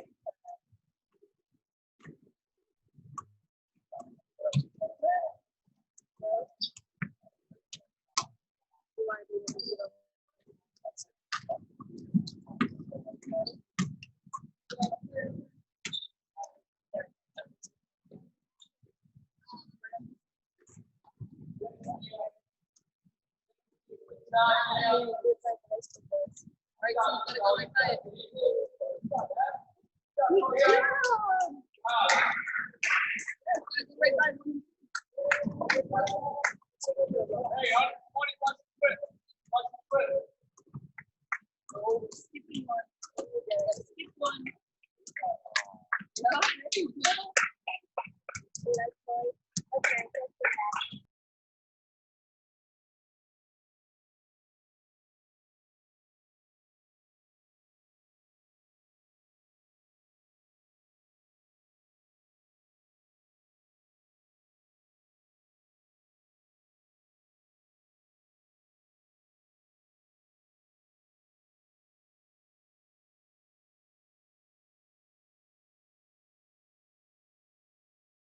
Drill right here. Finish up. We circle up. Roll the ball. Last drill. Good job. Hey, then we're gonna circle up, coaches. Hey, Steve, do you want this film to circle up? Yeah, circle up. You can type in, like, you can also roll the bell, like, forward, backwards, sideways, you would Yeah. Yeah, we'll do it around the camera. Where's the last one? Great Good. job.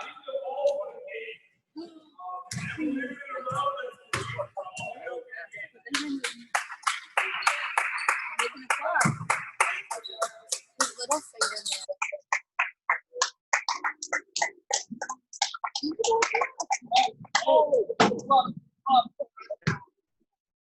Coach, circle up. Good job. Players, circle.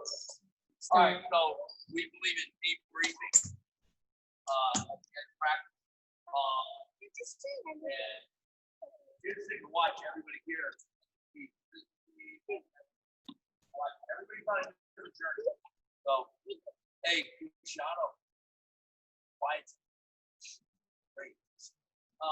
Okay, so tell me something like The pace was fast. I think defense, ninth grade, I like the pace, I like the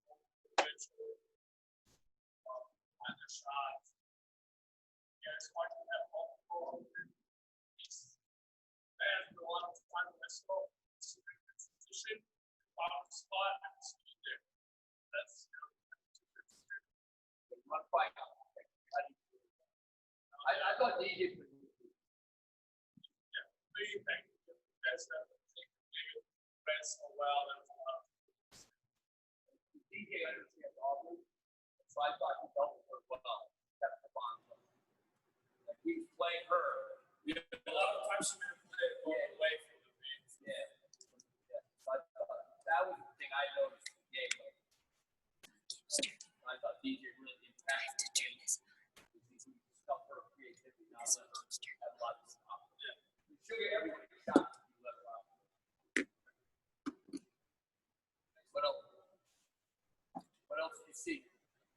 Well, I like to say, I thought it was to be a very defense player. I thought it developed it exactly. Got out of it. Next one. They shot up there. He did not have no one shot. He missed his last separation. I think that's it. So, you're always right. They can miss. Good shot on the I thought my team did a good job just continuing to play.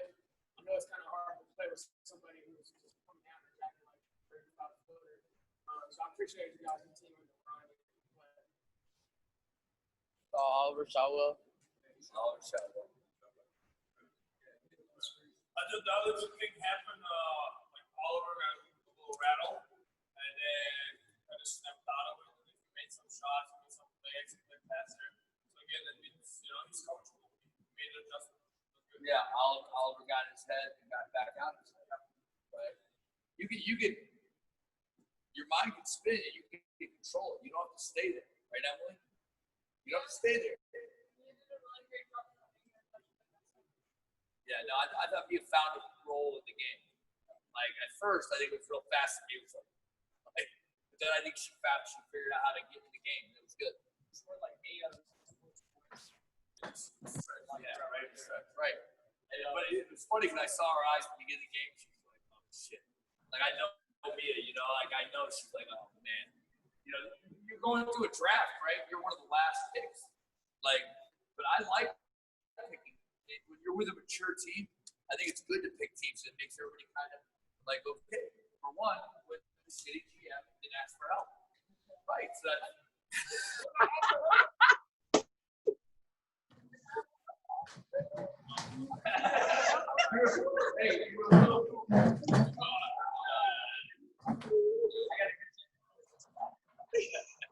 Hey, learning how to think about your players, all of it matters. Like, you guys are protected a lot in society. There's a lot of false, barriers, like, you don't want to hurt anyone's feelings, you want somebody to laugh. That's just not real. Like, real life, man. Being a last pick is part of life. I've been a last pick and had to figure it out. Like, and if you're competitive, you'll go into a room where you're not the best player, or they don't know you, and you have to figure it out. And I think all that matters, like learning how to do that, learning how to survive. Like the best thing happened to DJ was going to London. He had to do everything on his own. Like he had to figure it all out. And I think it's important for all you guys how to walk into a room, or even people they see you a certain way. How do you change yourself? How do you grow? I was very, very happy with the whole practice. To be honest with you, I thought you guys did an amazing job. And yeah, the tempo was great. You guys worked hard. You took criticism well. This is honestly like a college practice. This is how I would do a college practice. It would be this kind of pace. Maybe not as much defense. No more playing. Yeah, even less. Even less. Defense easy. Double team the best player. Get somebody on the ball. Get rebound coverage. You get somebody on the ball. You get people prepared to take out the best player. You got rebound coverage. What more is there? Like honestly, somebody's always on the ball. Best player's strategy. Rebound. Run. I know like Tom Thibodeau, those guys get upset. I my philosophy. What else?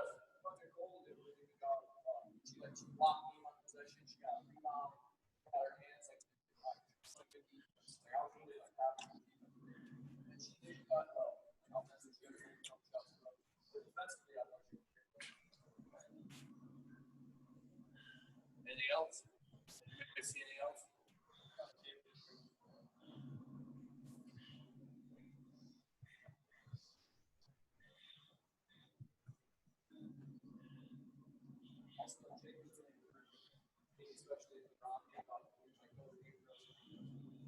Yeah, I think it's funny. I'm thinking like, I think the team's not balanced. I think like Jake, David, less. I'm like, if you play with more talent, you know, you don't do as much. You know, and so it's interesting. There wasn't a stretch there. Like I'd like to see David do more. You know, I'd like to see David stretch more. So I think he did. I think he fit in with the groove. But I thought you did the heavy lifting because you play such good D. And now these guys can just live off of how you're playing better than you can shot. So it's interesting. Like to me, I'm not impressed. I think when you go into a gym, find the best player. You know, beat the best team. When Randy Brown, he was a small guard for the Bulls, and he was trying to make their team that won the last 3 championships. His agent, Mark Carlson, who I worked for, told Randy, he goes, Michael Jordan runs that team. He goes, you need to guard Michael Jordan and go at Michael Jordan. He will make the decision whether they put you on the team. And Michael Jordan wants tough people around him. Randy Brown played him so tough. Michael Jordan left the scrimmage after the second day, went upstairs to the staff, to the coaches, and said, sign this, blah, blah, blah, all the swear words right now. Sign it now. Sign this little MFer right now. They did. They signed him. He won 3 championships and still got a career with the Bulls now. But he didn't go in there to try to become friends with Michael Jordan. He went in there to compete. And I think real competitors, they go at people and they see how that happens. They like competition. They don't shy away from it. That's just players that get to the best, the highest. And this is the teams too, you know. Like you want to play against good teams. You want to play against good teams. You want to play. You want to play against good players. And that's the same thing in practice. Same thing in practice. You want to go at good players in practice. So, yeah. So I think David, that is something you have to look at.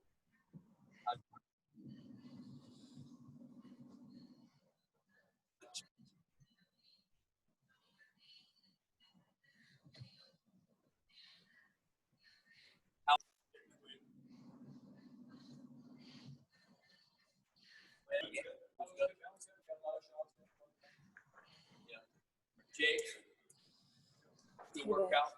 Okay. All right. Mia, how you feel? Tired? Good. Aubrey? Fine. Steve?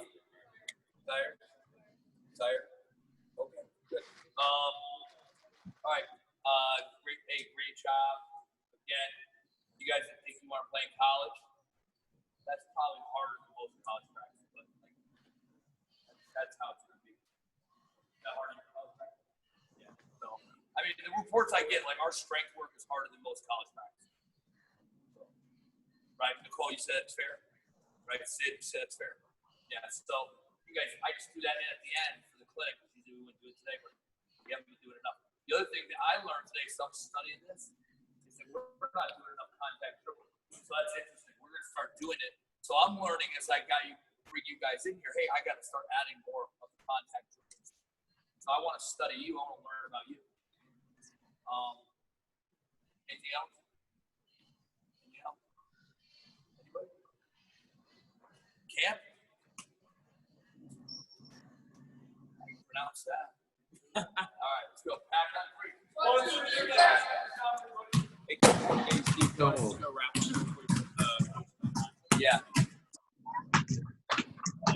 Can I watch the computer that I can see what topic? Yeah, what? Let's talk to them real quick. It's kind of like Oh, Hey, thank thank you you. very much. I got to take some questions. I tried to get through most of the stuff that we put on the paper.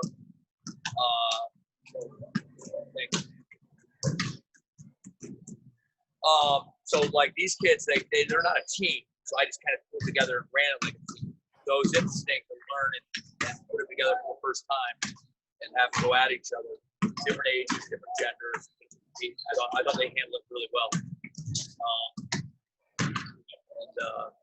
Hey, you can, we're gonna switch now. Yeah, I'll go there.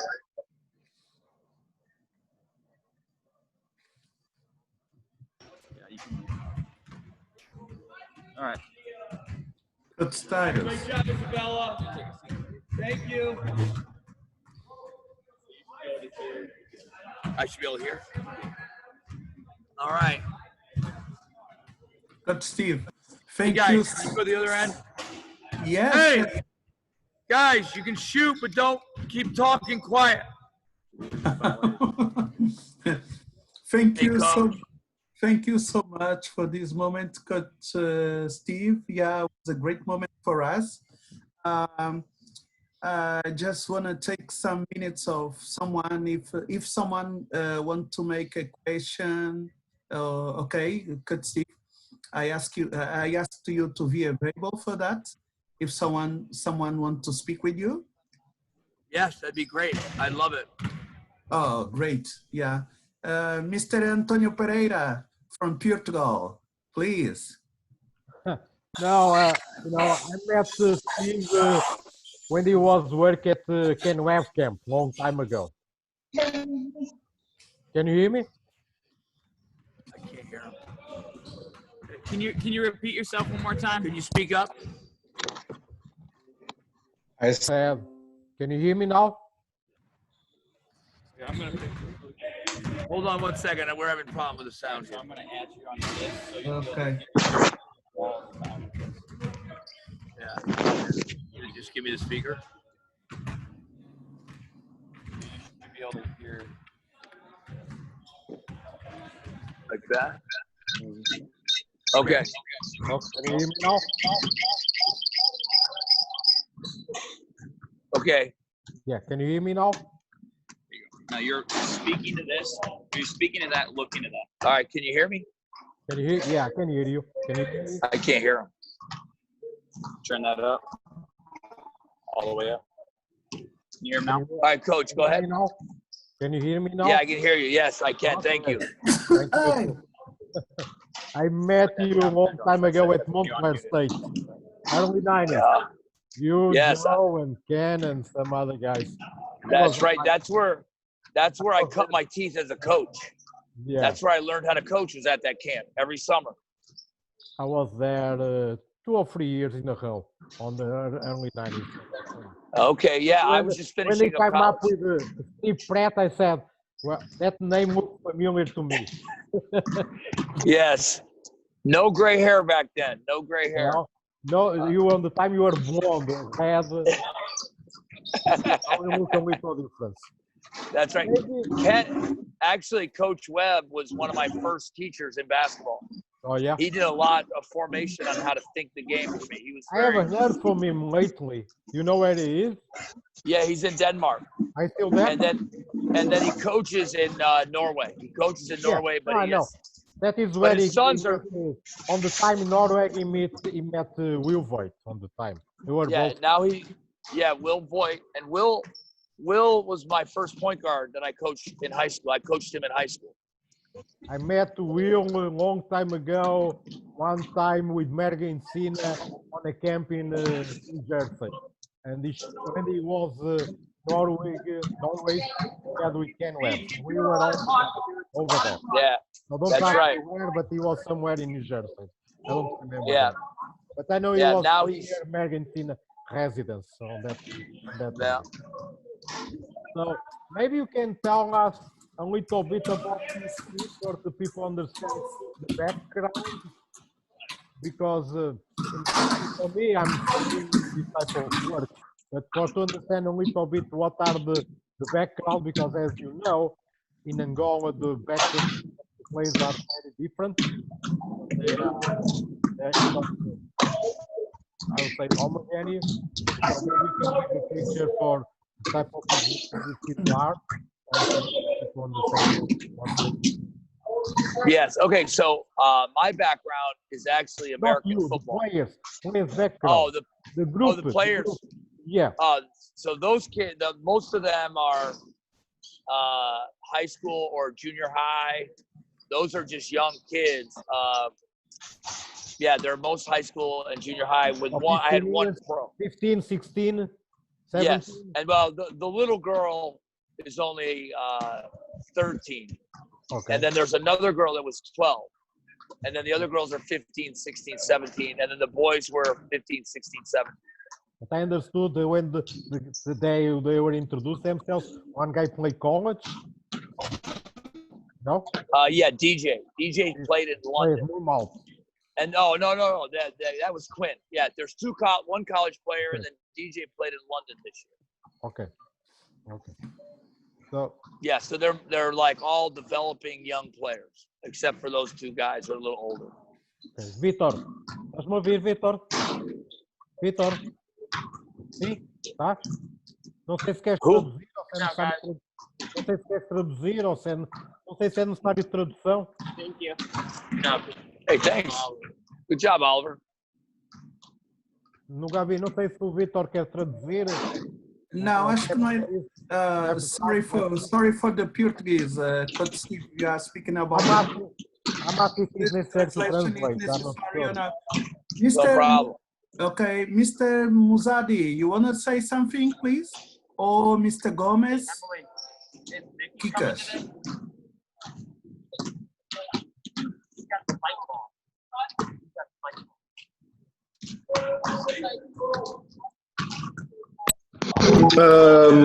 First of all, Mario asked about the duration of the session, of the training, that coach doing alternative exercise, using technical quick acts and exercise with the shooting.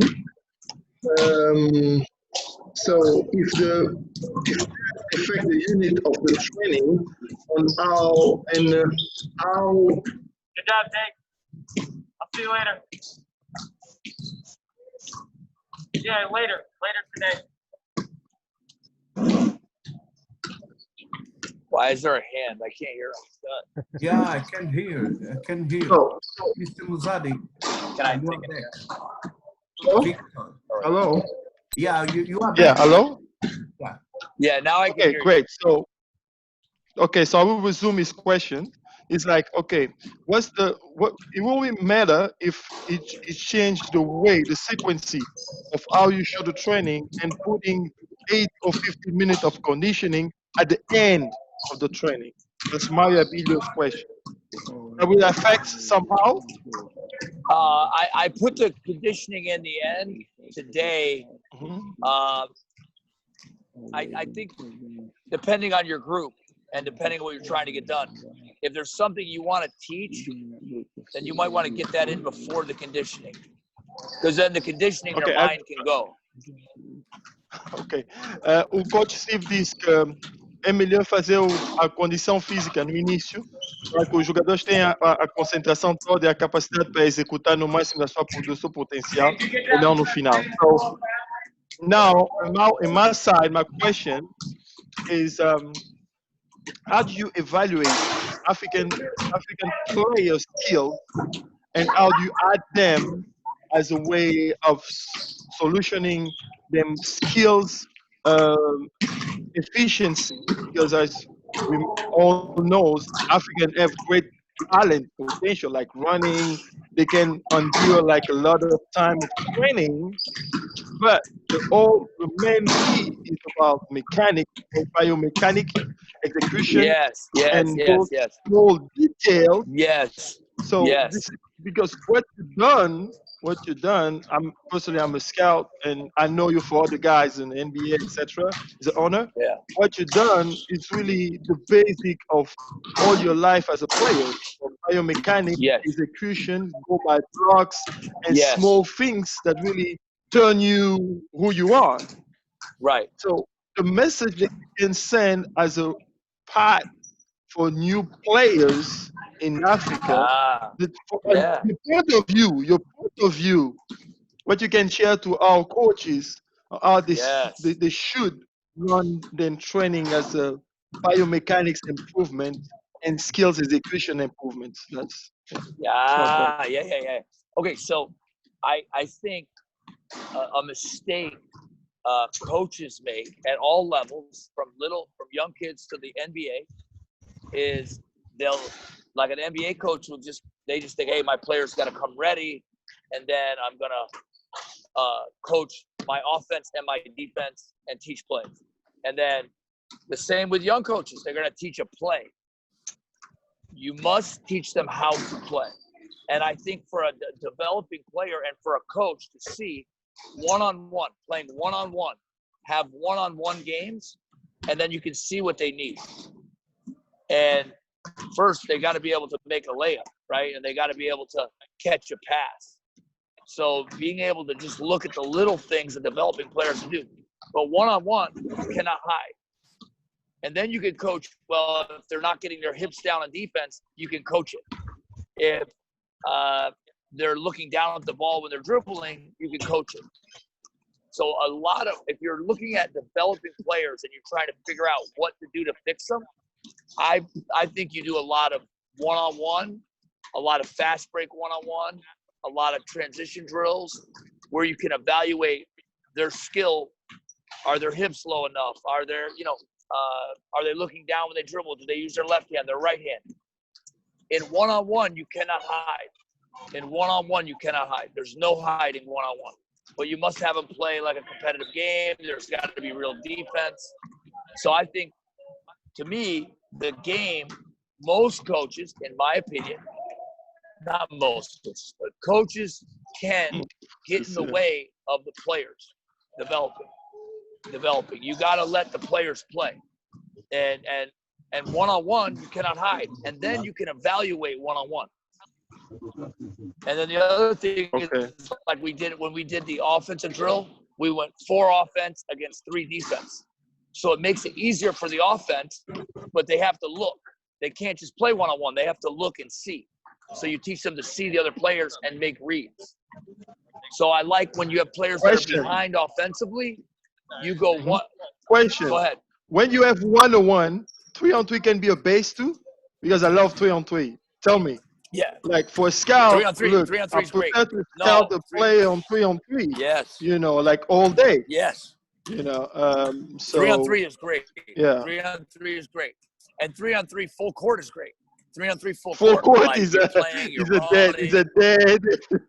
No. We 3-on-3? play. Victor. Yeah. Hey. I have one-on-one, full court one-on-one to 101. Okay. Full court one-on-one to 101. Just play. Okay. The defense, but offense, it's great for offensive development. Yeah. Victor, can you share a small translation for us, please? Okay, let me translate in Portuguese, sir. O Coach Steve, eu estava aqui a escrever no chat o que ele estava a dizer. So I was writing when you were explaining back. So uma parte das perguntas foram escritas aqui embaixo. Ele disse, para ele, para melhorar a habilidade dos jogadores africanos, que têm a capacidade de aguentar muitas horas de treinamentos, que têm salto, velocidade, todo isso ponto. Mas tem que melhorar a biomecânica, a execução e a técnica de visão, o QI, é muito importante esse tipo de treinos longos. E eles fazem jogar muito em 1 contra 1, todo o campo, meio campo, e assim consegues avaliar realmente o quanto um jogador vale, 1 contra 1, tanto no ataque, tanto na defesa. E o 3x3 também, o 3x3 também são as 1 contra 1 e 3x3 são meios muito eficientes para avaliar o posicionamento, a rotação, a recuperação e 1 contra 1 dos jogadores. Especialmente por todo o campo, o meu campo, como meio também de condicionamento físico, é perfeito. So that was my translation. It was really quick. Thanks again. I will let the host do his thing and be on the background translating for pleasure and keep doing what you do best.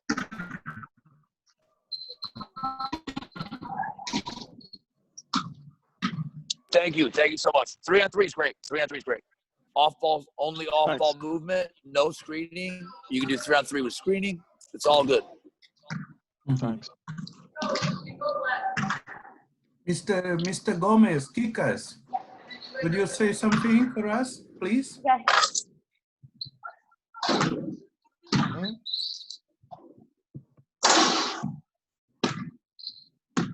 Turn on your microphone, please.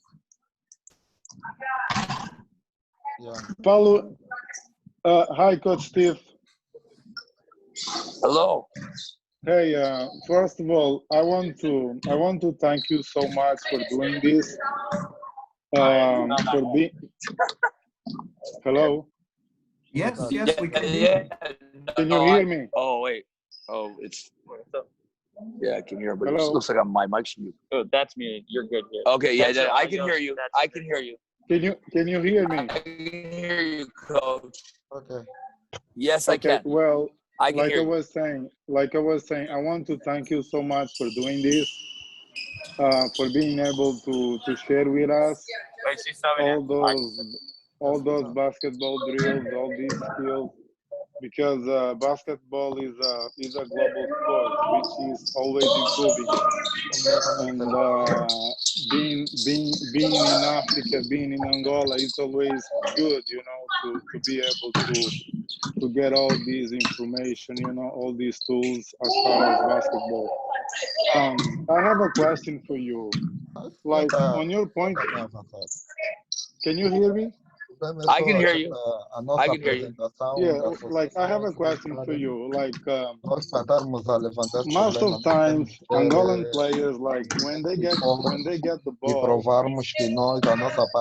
making a threat or not, making a move to the basket or not, they always put the ball on the floor. Like, what do you think it could help us? It could help us to improve, you know, to take a next step, you know, because I think, and this is my point of view, it makes us really slow. Because most of times we're not a threat. Most of times we're not thinking about going to the basket. Yeah. Even to pass the ball, we want to take one dribble, two dribbles to pass the ball. And it makes us really slow. Like as a coach, and I'm not a coach, but I've been around basketball for so many years. You know, what do you think it can help us to take a next step to improve these tools? I think the drill that I did earlier was 4 against 3 because somebody is always open, and so they got to pass. Or you can play 3-on-3, no dribble, and there's got to be two passes, 3 passes. You can make rules where there's no dribbling, where they just got to, and then so there's got to be 2 or 3 passes before you can attack with a dribble. So now they learn to catch, fake, feet in the air on the catch, be athletic on the catch, use fakes, pass, and cut. So you just eliminate dribbles, not for the whole time, but for a segment of the practice. If you limit the dribbles even in the same drill, there's got to be 2 passes before you can dribble. So now they learn to pass, cut, and then add faking. So today, like, kid dribbled the ball, and I was like, no, just fake. You know, just fake, and then read the defense, and then make a read. And then he did it. He caught it. He faked, and then he passed it. So I think just giving them, not just eliminating, but you got to give them what to do. You can't just say, "Hey, don't dribble." You got to say, "Okay, add pivots, add fakes," and then if you add those things, then you'll start to fill the gap. But by playing less defenders against more, so you have an advantage on offense. If you're not looking, then you're making a mistake. So I think to play with less defenders against more offense, it makes you pass the ball. It makes you look for the pass. Okay. Mr. Muzadi, can you help us, please? Thank you, Coach. Thank you. Mr. Muzadi will help us with the translation. Yeah. He's muted right now. Mr. Muzabi. Yeah, I got him. You got him? Every time. Mr. Muzadi, turn on. There he is. Okay, You're I'm good. here. You're good. Okay, Yeah. Vindo de lá, I'm uma good. Yeah. Madalena. Abílio, tens que desligar o teu telefone. O teu telefone não, o teu microfone. Desculpa. Então, o que a Steve vai explicar que ele está à volta do desporto já há muito tempo e que agradece muito aquilo que o coach Steve dispensou durante essa manhã, que é de partilhar conhecimento durante esse período, os treinamentos e os blocos principais que ele apresentou como meio de desenvolver atletas, e que pronto, foi uma grande experiência, que ele não é treinador, mas conseguiu perceber outras coisas dentro desse período, em como é que o treino afeta exatamente um treino orientado nesse âmbito, como é que afeta o desempenho do atleta. Basicamente é isso. So I resume really all the translation. No, I think anytime you're trying to make a correction, you don't want to just tell the people what they're doing wrong. You want to give them the next steps for success. You want to give them the right thing to do. So I think the right thing to do besides dribbling is to look and fake. Looking and faking can create more time and space to make a good decision. That's really important. I need to translate that. I will not write it down. I will translate it. Okay. O coach disse, é muito importante que você faz uma correção a jogador, ele ensinar o que vai acontecer depois de ele executar bem o que foi corrigido. Ou seja, ele orienta mais na simulação, no olhar e na simulação. São as duas coisas principais que ele tem muito ênfase no desenvolvimento ou na tomada de atenção de correção de um atleta. É muito importante ele perceber tudo que está à sua volta para tomar a decisão certa, ou de driblar, ou de penetrar, ou de lançar. Tem que entender o equilíbrio entre os jogadores nos ressaltos, enfim, o espaço que ele tem para selecionar a boa opção em relação à decisão, que é o olhar e o simular. Okay. Done. Thank you. One of my assistants said to me to make sure that I talk to you guys about how I'm always in small conversations with individuals, and that it's important that's a strategy that I use where I'm either giving a compliment or a critique or an instruction, or I'm asking them what they think. I'm always asking my players what they think. I want to know what they're thinking, because I want them to be thinking players. I don't want them dependent on me. I want them to learn to think the game. So I'll have conversations even during a drill. I'll pull kids aside in between. I have small conversations. What do you think? What do you see?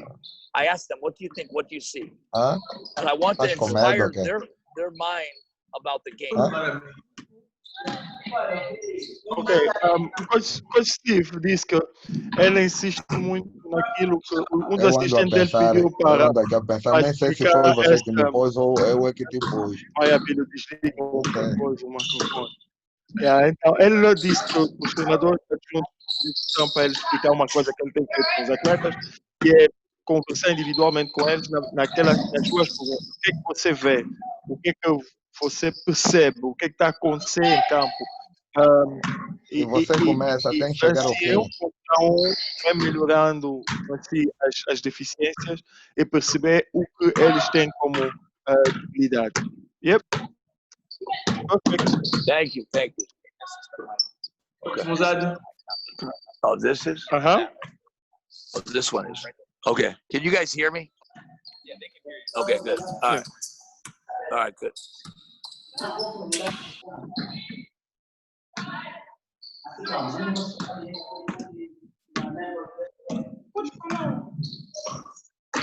Any more questions?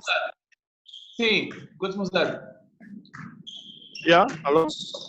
Hello? Tem uma pergunta. José Silvestre, como é que ele está vendo?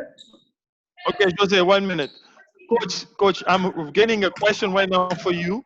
Okay, he will speak in Portuguese. I will get it and translate it. Okay? Perfect. Coach Silva, Jose, please. I'm on time. Coffee, coach. Can you hear me? Yeah. Sim, se pode falar. Here are some of our suggestions.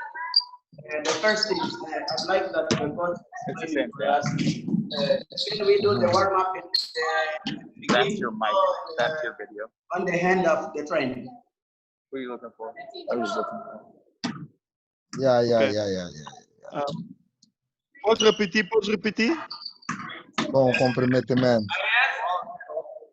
If we can do the warm-up, it's better doing the warm-up in the beginning or in the end. It's better to do warm up at the end or at the start or the end of the training. You're talking about the strength work we did at the end. The strength work we did, the handoffs. I do it either way. Não importa, pode ser no On your início. players, you know, if you need to get. Depende do estado dos teus jogadores.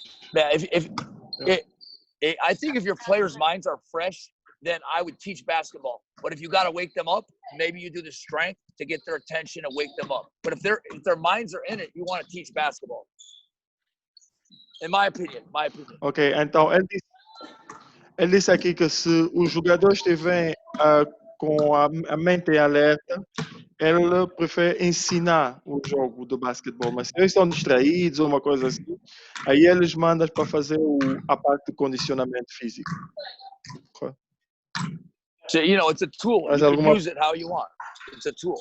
But I É uma tell you, ferramenta, pode usar como quiseres. I have kids that played every college in America, and nobody does harder work than that workout. That workout is brutal. It's brutal. It's great. If you do that, your kids are going to get in shape. Quando fizer isso, às vezes os jogadores ficam rapidamente em forma. Mais alguma pergunta?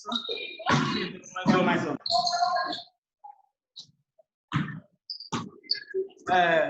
I need to know what is the difference between physical warm-up and physical preparation.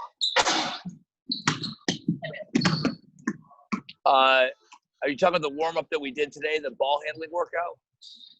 Like the agility, the functional strength, or the strength we did at the end? That we do in the beginning. The one we did at the end? No, in the beginning. No, the beginning was just a dynamic warm-up. It's like if you watch a soccer game, they'll warm the players up. It's just getting their bodies moving, but we give them a ball. So it's just about waking their muscles up and getting them alive, getting their movements, their hips, their knees, their ankles. So that's just ball handling with like just movement, just to get the blood flow, but also we don't want to lose time with the basketball. So you can do a dynamic warm-up without a ball, but we like to add a ball so the kids have a ball in their hands, or the players have the ball in the hand more often. Okay, thanks, coach. Problem.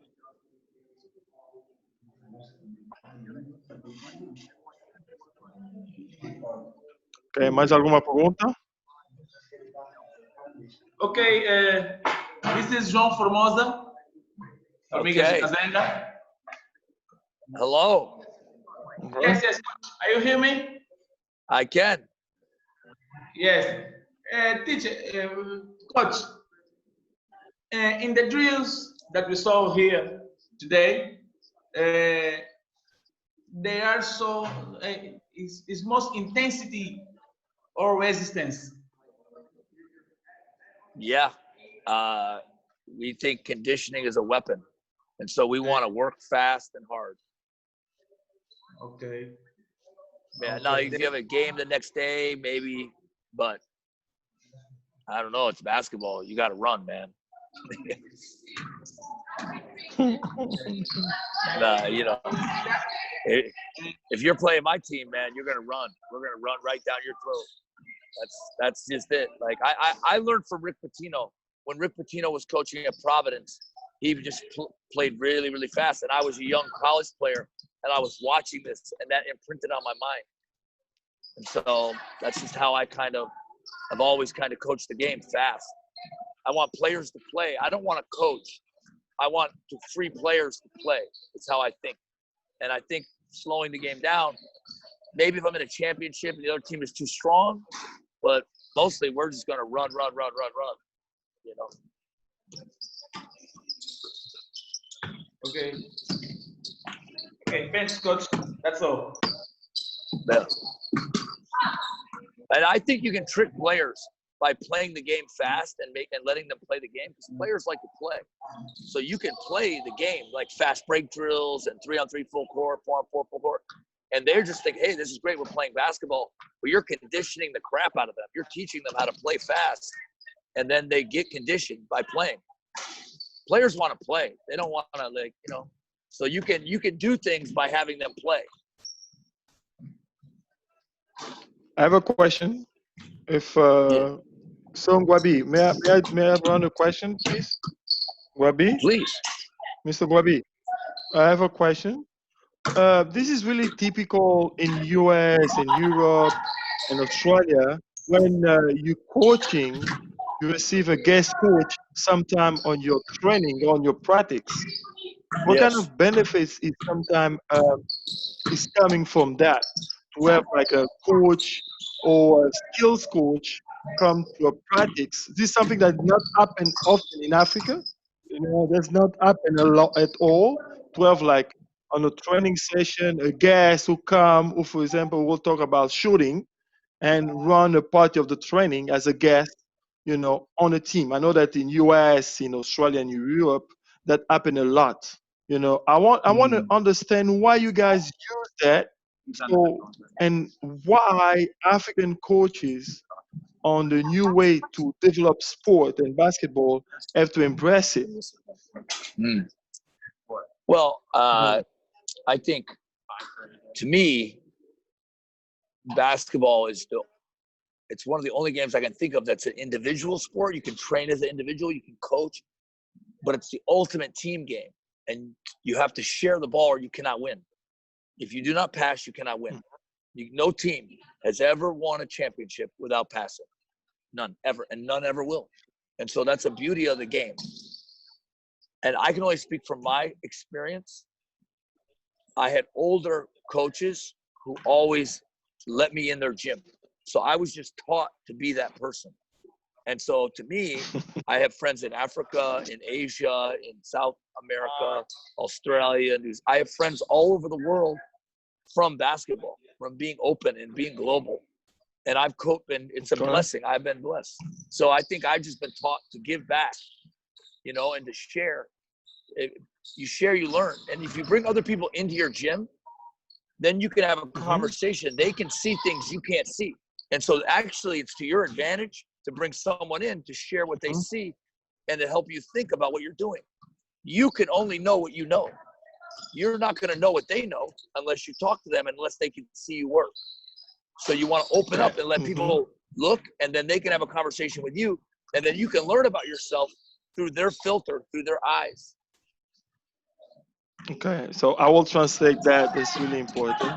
Eu fiz a pergunta ao coach que é muito comum na Europa, nos Estados Unidos, na Austrália, em ter, às vezes, durante uma sessão de treinamento, um convidado, que pode ser um treinador, pode ser um treinador de habilidade, pode ser alguém que fala de algo específico, que ele acha que a equipa em questão precisa desenvolver para melhorar, e ele realmente aceita, faz aquela sessão em conjunto, e pronto, aquilo passa e é algo muito benéfico, porque, como ele acabou de dizer, quando ele era mais novo, depois Steve, quando ele era mais novo, aprendeu tudo que ele sabe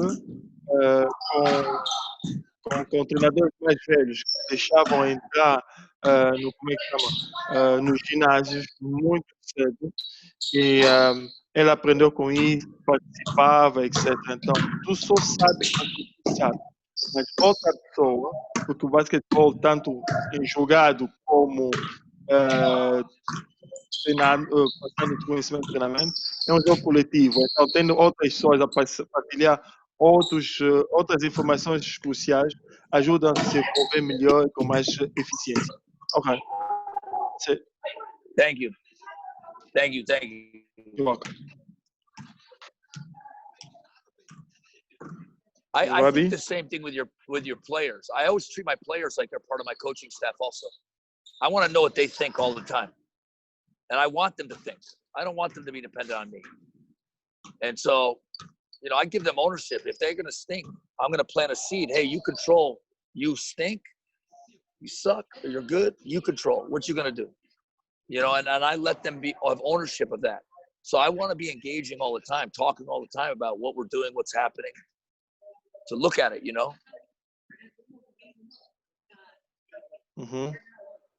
Because I learn from my players all the time.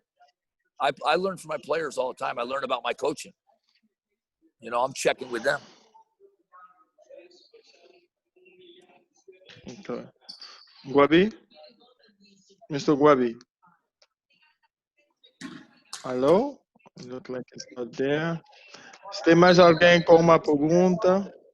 Tem mais alguém que tem uma pergunta? Looks like we don't have no one. Dimitri. Okay. Okay. Não tem mais ninguém que tem uma pergunta?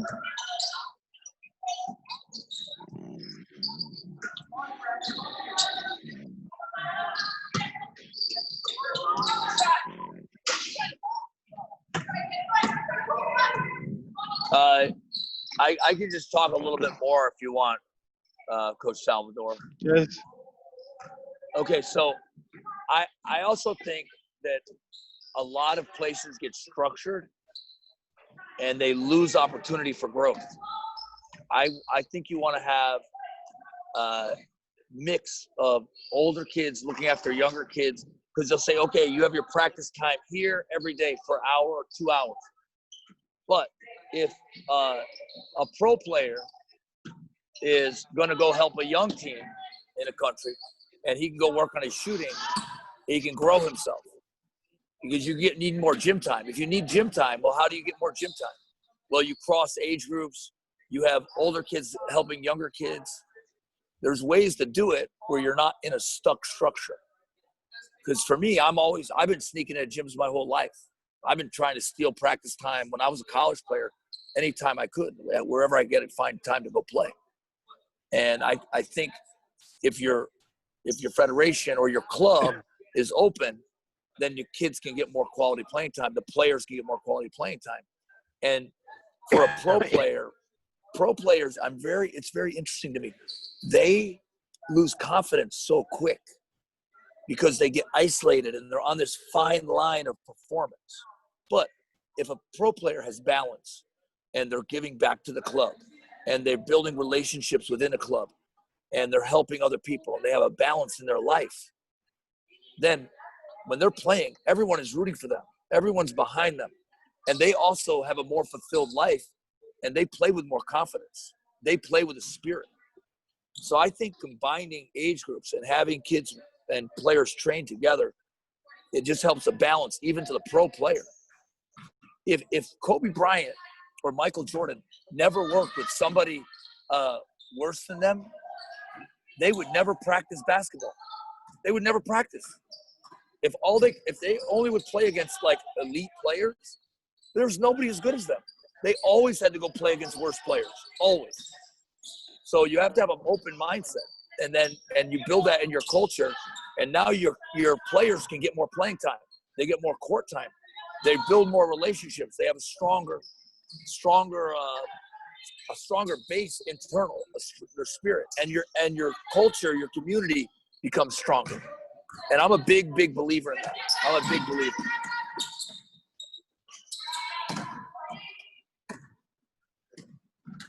Okay, that's really interesting. Let me see what's happening with Guabi.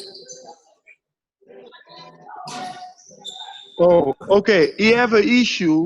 Mr. Guabi just text me right now. He have an issue to activate his phone. So as Coach Steve is the host, can you please activate Mr. Guabi's microphone? Okay. Salvador, Mr. Salvador, he have his He's Salvador. from, Oh, okay. from Okay, yeah, Salvador. Mr. Yeah. Oh, there He you go. tried Okay. to talk, but Oh, finally. okay, perfect. Okay, Thanks. sorry. Yeah, because No he problem, texted me. That's why it was. Was it mute? Hey, it's a new world, multi-continents, Yeah. multi-continents. Yes. Yeah. So, Coach Steve, 3 hours, almost 4 hours, we are together.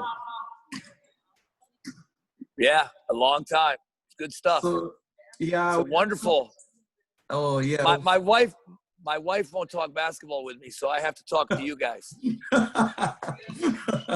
Thank you. For us, it was a great pleasure. It's a great pleasure to be with you in this moment. Thank you for sharing with us your great experience. We have guys from Angola and from another countries in Africa, like South Africa, Zimbabwe, Mozambique. So it's a great service that you gave to Africa. Thank you so much. We appreciate a lot, Coach. When I went to Angola, everyone was so kind to me. I had such a great time there. When you see love and people that love the game and love other people, to me, basketball is my chance to help people in the world. So I thank you. This is a gift to me. So I thank you that I get a chance to try to help and I learn. I'm learning too. So it's a gift. Oh, okay. Thank you so much, Coach Steve. So we hope that we can make it this season for one more time or 2 times. If you are able to be with us, we will appreciate it. Yes, it's the first time now. Americans can't go anywhere. No one wants Americans in their country right now. COVID-19.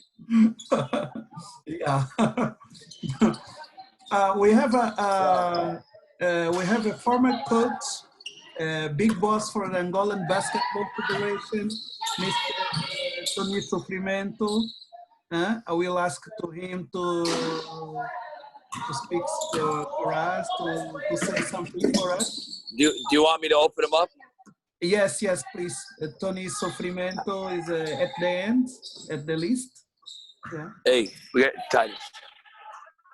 Gotta get that guy. Tony Sofrimento. Yeah, the last one. So he's got to choose. Yeah, I got him right here. Hello, Steve. Careful, this is a touch. Hello, Steve. Hello, how are you, Tony? Fine, thanks. Hi, how are you? Nice to see you again. Oh no, it's my pleasure. My pleasure. It's always a gift to be able to. I'm always shocked people want to be coached by me. I'm getting old. I'm old and cranky. Old mean old man. Okay. Thank you for the help you are doing, because we need so many time to talk with somewhere, the basket, all the details we need to improve in our basketball. Yeah, well, you know what I love about Angola? They love basketball. They love basketball, and if you love basketball, then you're my brother. Yeah. Thank you. No, thank you. Okay, right. Thank you. Okay, hopefully someday. Say it again.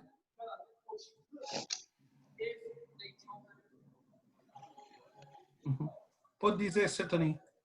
Boa tarde a todos. Boa tarde. Yeah. Say it again. Boa tarde. Boa tarde. In Portuguese, good afternoon. Good afternoon to you. Good afternoon. Thank you. Sr. Tony, era pronto. Era apenas para dizer 2 palavrinhas, não é? E despedirmos do Steve. Yeah. Bom, primeiro. Não, em inglês, Sr. Tony. First of all, let me tell, we are afraid for people they don't participate, because things like that we must to participate. It's very important to share information, to share some details in all that. But Steve, I ask you to have available for the next time. Next time, sometime we need to have another webinar, another. I don't know. So many things. Sometimes we must take a ticket, come and come to Luanda to talk with people. We are. It's very important for us. And let me tell you, thank you. Thank you to Preda too. I see Preda here. Yes. Macedo, Mario, Yeah. Isabel, Formigas. I see that Muape is from Swaziland, no? From where? Yes, he is. Yes, I know him. And Dimitri, thank you for your availability. Okay? See you next time. Yeah, hopefully we can do it again. If you guys want, we can do it again. Okay. No problem. Oh, great. No problem. Thank you so much for that. Mario. Okay. Mario, my man. Coach Mario Bella. Yeah, that's right. Yeah. That's my guy. Just say he something. put me on he put me on the bus and drove me through Luanda. Yeah. Oh, great. It was great with all the kids. Me and all the kids, man. They wouldn't let them in the gym, and I'm like, well, I'll go to your gym. And they put me in the bus, and we drove across the city. It was great. Oh, great. Amazing, man. No, it was a great time. Basketball. It's all basketball. It's a wonderful game, man. Make new friends. And so hopefully we'll all go sit across the table and tell stories and have a meal. Okay. So, all right. All right, I'm going to check out. Check out. Thank you so much. Next time. All right. Thank you, guys. Thank you. Bye-bye, guys. Thank you so much. Yeah, we appreciate it. Bye. All right. Obrigado a todos. Pá, estamos juntos. Grande abraço.